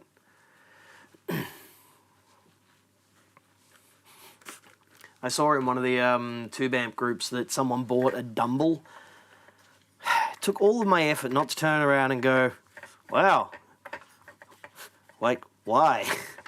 Honestly, like, aspirational stuff and all the rest of that, but, yeah. I can't imagine the prices will stay up the way they are for quite some time. Eventually they'll drop back down.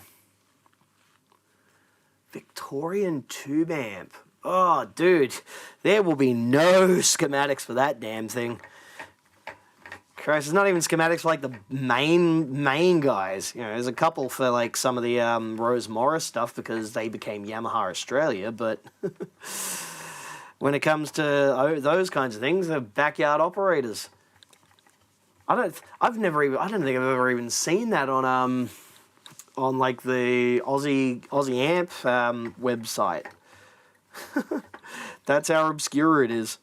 Like, literally, probably made in someone's backyard or, like, potentially OEM'd from someone else. is like a PA amp or a bass amp or something. Yeah, trace it out. I'm sure it can't be that crazy. Old Aussie amp probably has a weird tone circuit and nothing's normal in it. What the hell is this tone stack? Why? There's a Rose Morris bass amp, Bassmaster 20 that I've got here in on consignment. And it is dumb. It is dumb as hell. And it's for example, the bass control isn't actually bass control. It's a resonance control. So it's all it's doing is it's just adding resonance, you know, doing the negative feedback type thing. So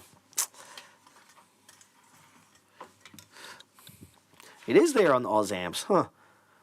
I haven't even seen it. Let's take a look. Let's take a look, eh? Oz Valve amps. There we go. Oz Valve amps. Havila. Amp by brand name. Yeah. Havila, huh? Oh, God, yeah, that is definitely a backyard job. Wow. He's going to have the company Victoria 3 pre-6EL84s. So if it's trying to pull 150 watts out of 6EL34s, it's going to be going off of the Mullard data sheet for them, pulling 800 volts or so on the plates in basically near Class B to get that kind of operation. The transformer is probably going to be very high impedance. Tell me the story of the builder having 15 or 20 wives who build the amps for him. What the hell? Oh my God. Oh, and looking inside of it as well, dude. Your game touching that thing. Oh. No thanks. Hard pass. You're a champion for taking it on. Far more game than I am. Yeah, look. Any of those old weirdo Australian amps, someone wants work done on it, straight away, I've got to be upfront with them. It's like, you are going to pay a lot for this, and it is not going to be worth it when it's done, because you will not be able to recuperate those costs on the resale. Like, straight up. There's no Australian-made amp that the amount of work required to get them into decent operation would result in them being worth near what they were, what we have to charge to do any work on them. Oh no, dude, these things are way worse than Alchemists or anything like that. The only thing worse than a Mesa to work on is some random backyard amp made by some dude named like Scotty back in the 60s or 70s. I had an amp here that was for sale. It was made by a shop that doesn't exist anymore in Sydney called George R. Lee Music. Yeah, he sold amps under the Garl brand name. And this one was a sort of a clone of a 6G7 Bassman. So I had the harmonic trem and that in there. But you open up and it's like, oh my God, it's like literally hacked together from random odds and ends and pieces and... yeah. No thanks. Nah. I mean, there's a reason why we don't have an amp building reputation here in Australia. We were never very good at it. Not in the slightest. We made some weird stuff, but we didn't really make anything good, unfortunately.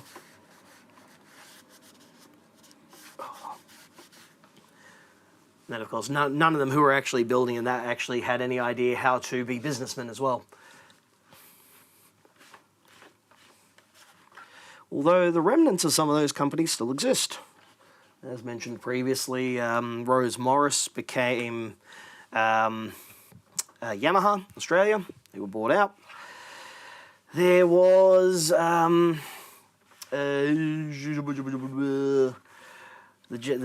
Victorian mob. Oh God, I'm drawing a blank on them.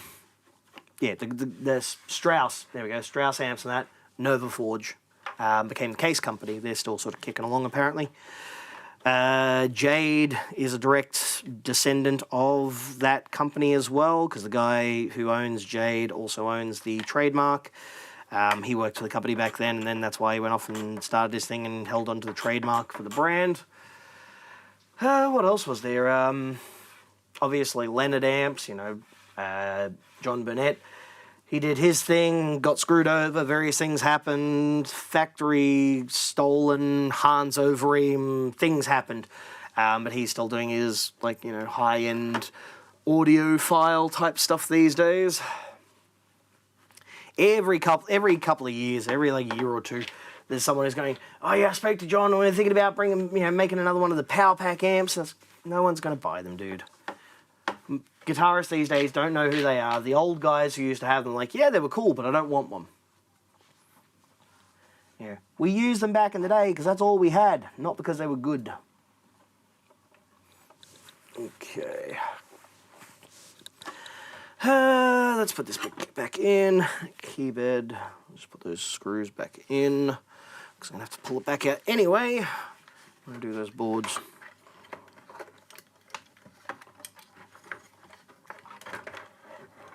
Get in there. Come on. Get in.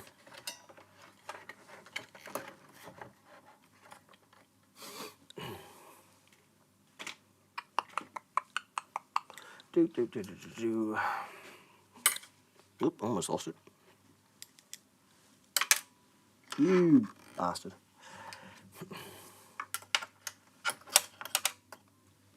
No, but there was a staple in there for some reason. Why was there a staple? Best tool ever. Aerial with a magnet on the end. Lose my screws, I can grab them easy. Oops, try it again. Come on. Down that. Come on. What do you think? There we go.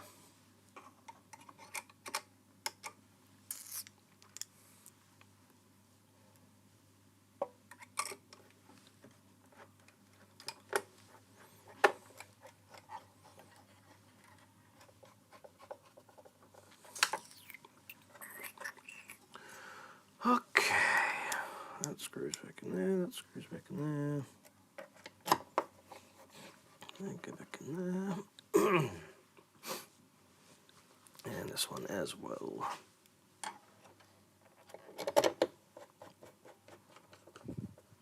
Excellent.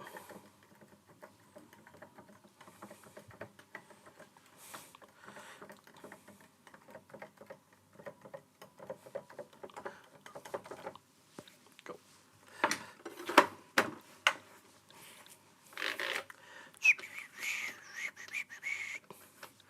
Okay, let's put this case back together.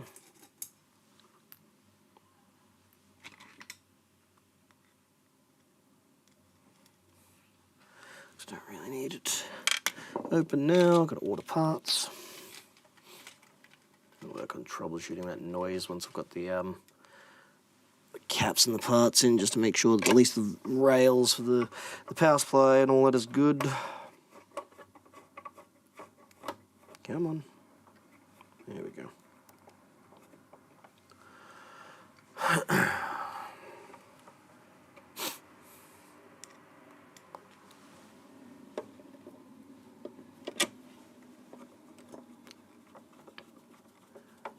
You love pentagram. Nice.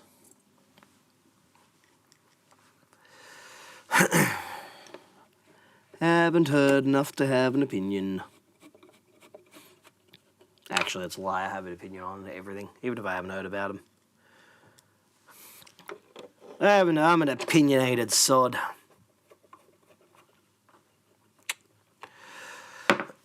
Okay. Now let's bag up those parts for the HS60.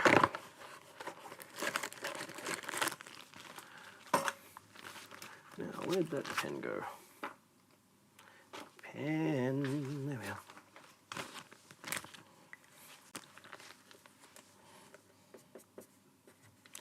HS60. Cool.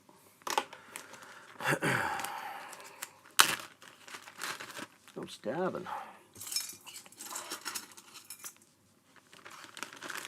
So about 3.5 odd hours, and I've managed to resurrect the key bed, get new voice chips installed, sort out that bender, and yet there's still going to need to be more work to be done. Sort out that noise, get those voice chips all calibrated and whatnot. And yeah, that's why it's not cheap to do synth repairs. It takes a long time. There's a lot of stuff that needs doing. It's not just, cool, there we go, done, done, done, out the door it goes. It's, ooh, problem, sorted. Ooh, another problem, sorted. Ooh, another problem, sorted. And we just keep going and going and going and going. Oh, yeah. Okay. All right. Oh, hefty weight. Stay. All right. Now, 1 second, I'm going to go wash my hands and stuff, so...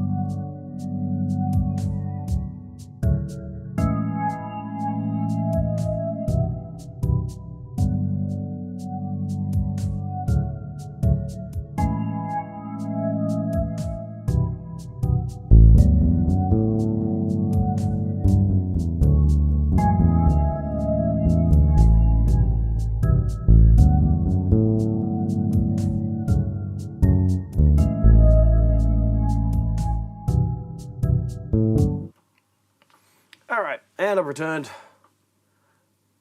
So the next thing I'm going to be working on is I'm going to do an assessment on a Yamaha P115 with the weirdest issue. Like I've never come across this one before. What's up with it is it's got a power button, but it's stuck on, which is weird. So the P115, which is also known as the P45, the replacement model for it, uses the power button mainly as a reset line. So it goes in, sorry, not reset line, a standby line. So you tap the button, sends the thing, goes, hey, time to go to sleep. So it's kind of weird that it's not responding to turn it off. You power it on and it's just on constantly. So I'll have to grab the service manual and take a check of it. Might be something simple. Might be something really weird though. Don't know. I don't know. This is why I have to check. Stay. I've worked on many Yamaha P-Series pianos. I've never come across one with that problem. I've had ones that don't turn on, but I've never had ones that don't turn off. I actually just got an email from Yamaha then, advising me that apparently that power supply is no longer available. Didn't say anything about a suitable replacement or anything on the horizon. So sent an email back going, hey guys, what does that mean for the future of the Helix if one comes in and it's broken? If we've got a broken Helix, what can I do about it? You know, no power supplies means a bit of a problem. Unless they're going to bring out like a revision or something with a different power supply module in it or something. Because the Helix is now 9 years old. Which is a hell of a long time for a modelling device like that, especially one that's still supported. Hell, Fractal bring out a new version like every year or something. The XFX 3 Mark II Rev B Super Special Ultra Edition. There's not like just here it is, a new version or whatever. Meanwhile, Kemper kept going for ages, like absolutely ages, on their the Kemper profiler. That went on forever. Okay, space that out. Huzzah. There we go. That can move out of the way. Let's cover up those details. There we go. Move that out of the way. Thusly.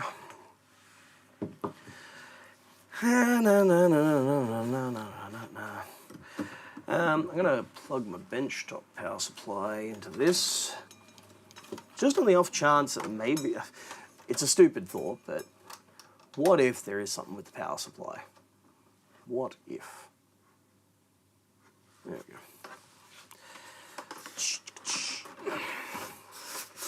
Alright. Power in, and immediately goes straight to on.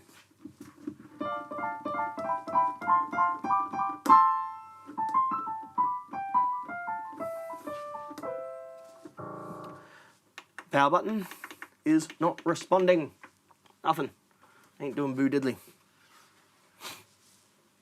Come here. There we go. Soup. Let me see. There you go. No. So I'll grab the phone. I'll switch over to that one, sorry. There we go. That's the power button. Nothing. Unplug the power supply. Plug it back in. Go straight to on.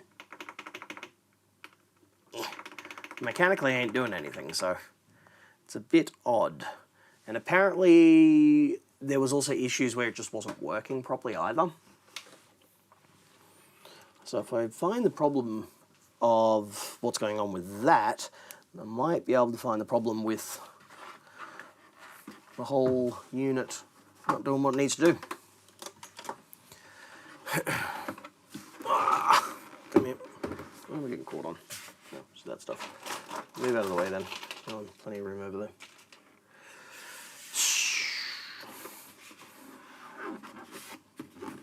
Come on. There we go.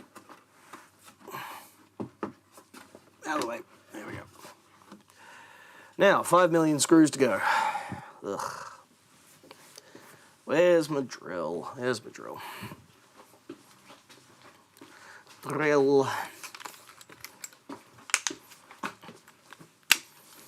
And my long drill bit. There we go. Drill, long drill bit. Now let's remove 100 screws.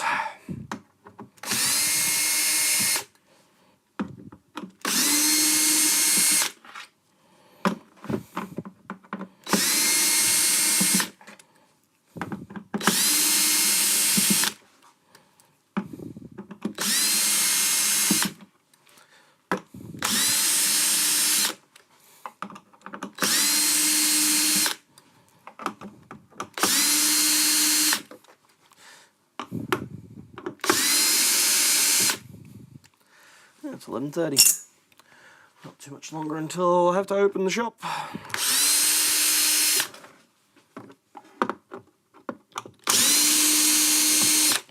Won't change things all too much though. Wet, rainy day on a Saturday. Not going to be many people floating around looking to buy stuff. Maybe a couple of people coming by to pick up repairs, but other than that, it'll be just a quiet, dead day.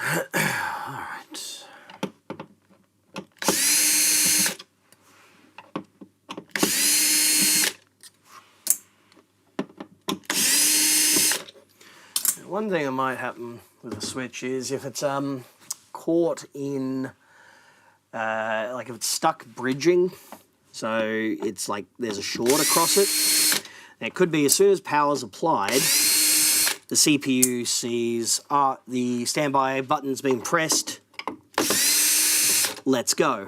And because it's constantly bridged, it doesn't let go. So it just thinks it's received that message and it's not waiting on a second one.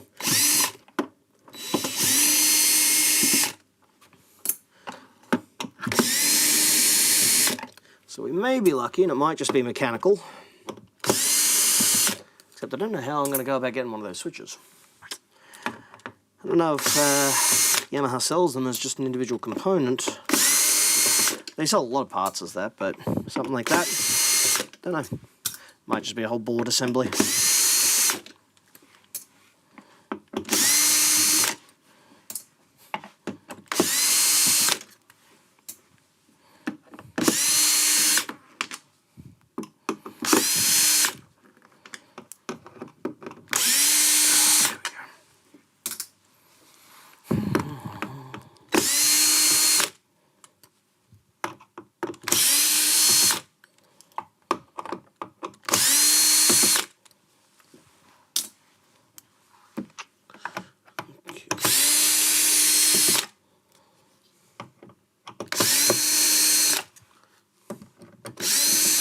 This is an unpleasant experience for the shoulder.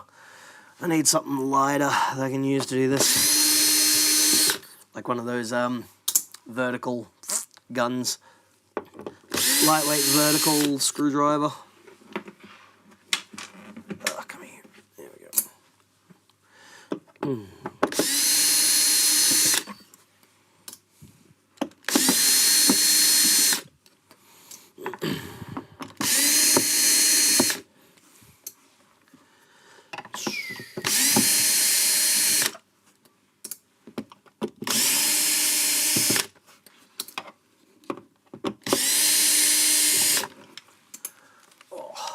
Hand cramp.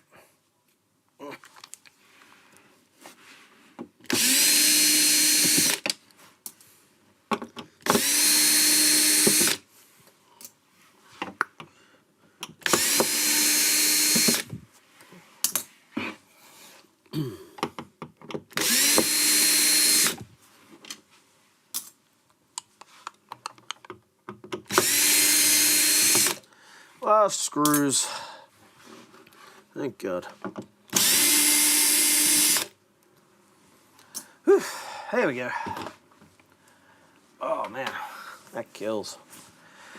That's no good for the shoulder. Come on. Come on. There we go.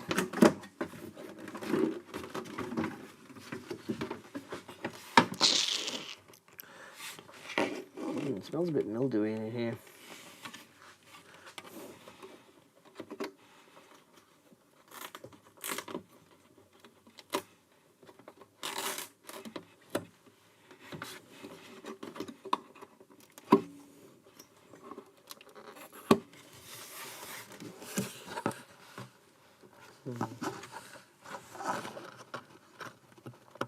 Come on.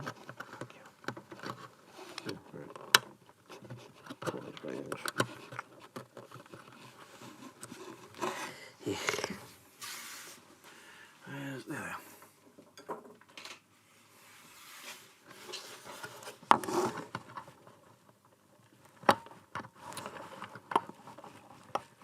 Come on.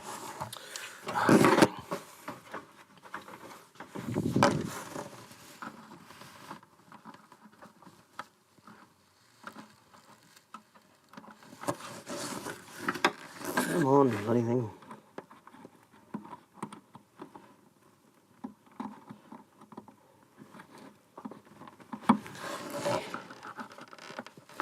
Don't make it easy on these ones.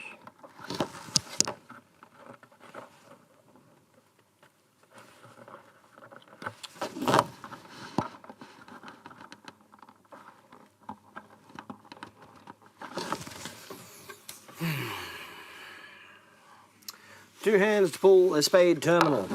I can see why they adjusted the design of this.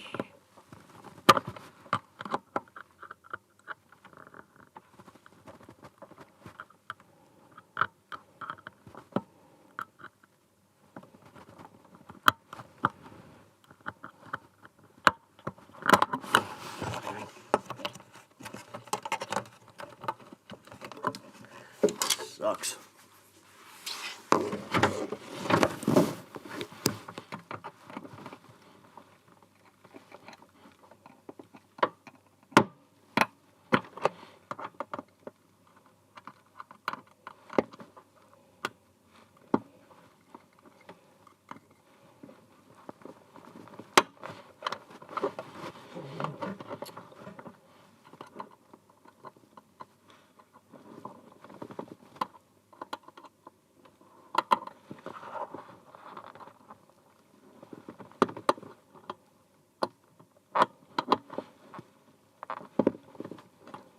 Come on.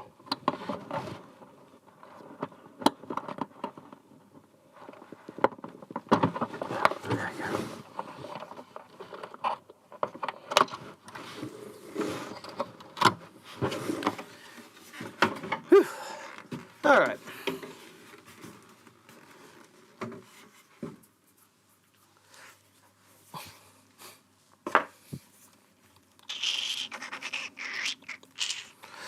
Of course, power buttons all the way under the keyboard. I have to remove the keyboard. Lou, how are we? How are we? How are we?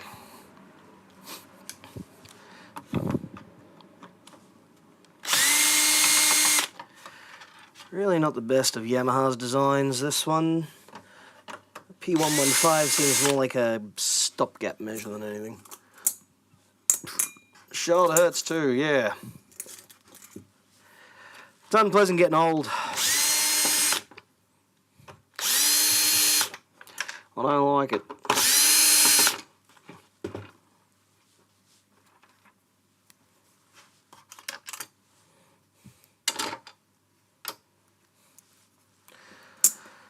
Okay. Other than that, good. That's good to hear.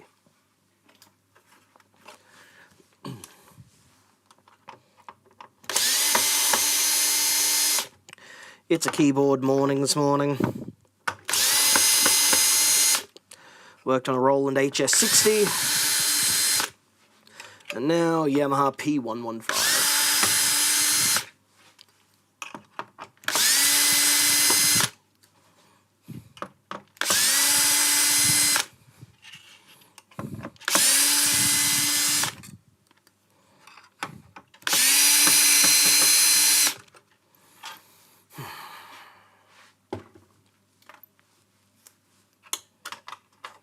Come on. There we go.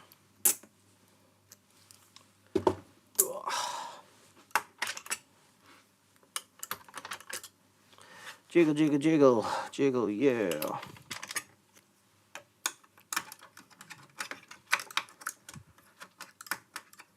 Get here.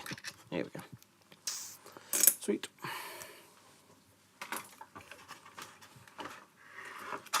There we go. Hefty. Alright, I can hang there for a second. I've got so many of those key beds around at the moment. Alright, so power button's down on this side down here.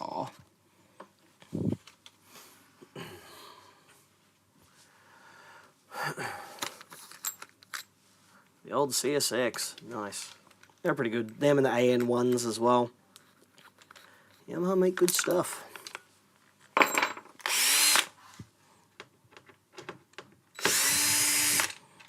Billy, come here.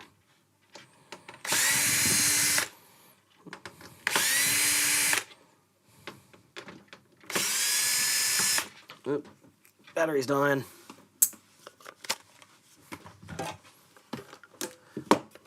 Take out the other one. Charge that up soon. Better.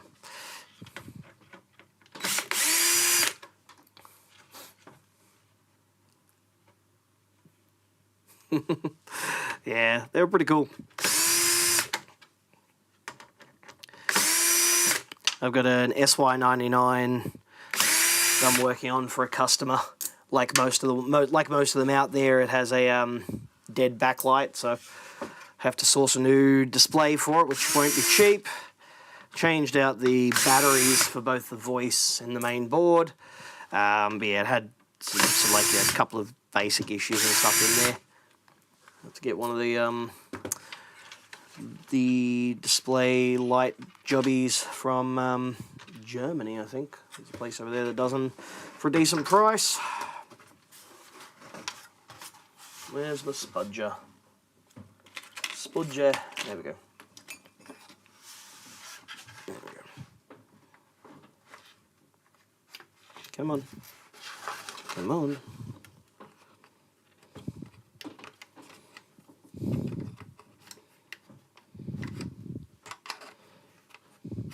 Almost there. Come on. There we go. Off it comes.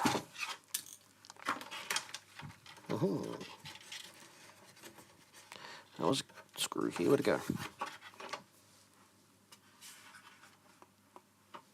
Where's my scuba? There you are. I see ya.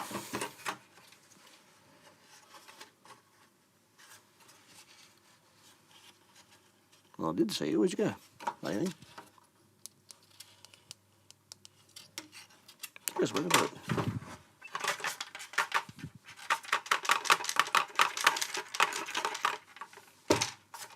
Hello? Ah, there it is. Found it. Found the screw. Okay, so that's the power button there. Power button standby. Okay. SW1, which goes there. Question is, do we have constant continuity? Is this normally open or normally closed? Let's bring up the service manual in a moment.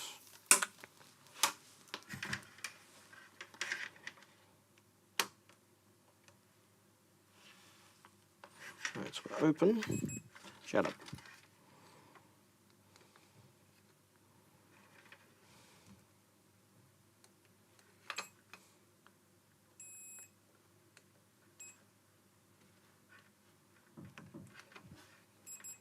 Shut up.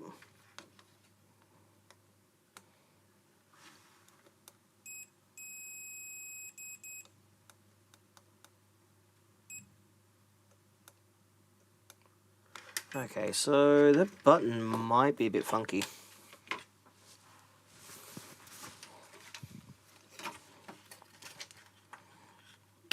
Ow. should pretty well be giving me beepy beeps just from a light touch. Let's just confirm with the others.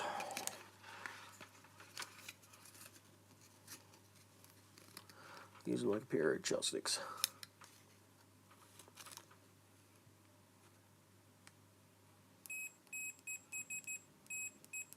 Yeah, so that one's working fine.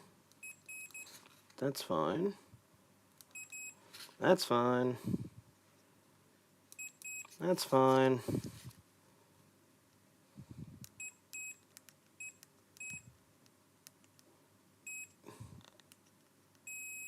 That one's kind of fine. Maybe not entirely.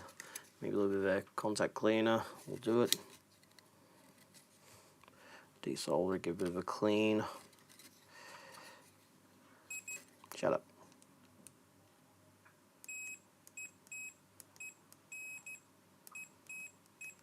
Okay, maybe not. Maybe that is okay.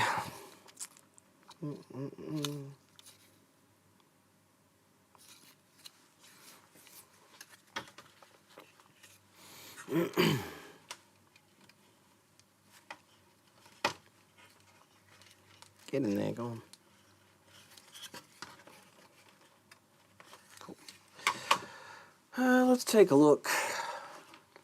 Let's take a look at the service manual.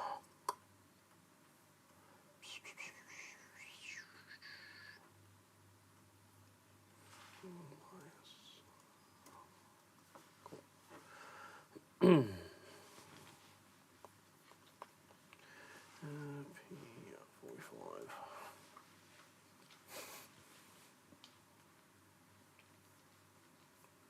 Hello.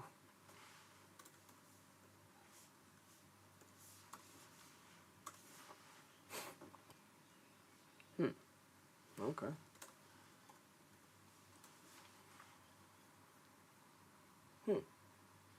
That's a bit odd.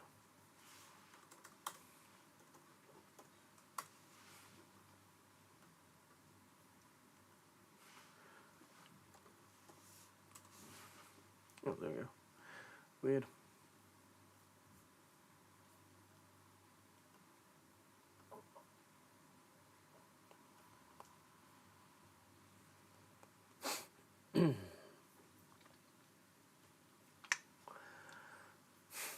It's almost time to open. So with it being time to open, it's probably time for me to go bye-bye. Yes, log me into that account, see what's going on there.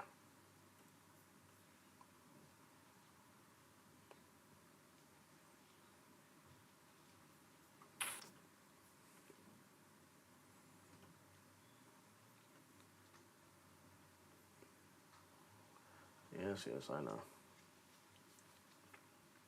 Alright. Well, I'm going to have a bit of a read over this service manual and see what could possibly be causing this thing to be stuck in on mode. Because that's a weird one. That normally doesn't happen. Normally it's won't turn on. Won't turn off, that's a bit odd. So, yeah, I streamed for a while, but, you know. I need to do more stuff, got to do all that. I'll probably be doing something on, Tuesday potentially. See how I go. But in the meantime, I'm going to go and get stuff ready and then open up the shop and all that jazz. So until the next time, I'll see you then.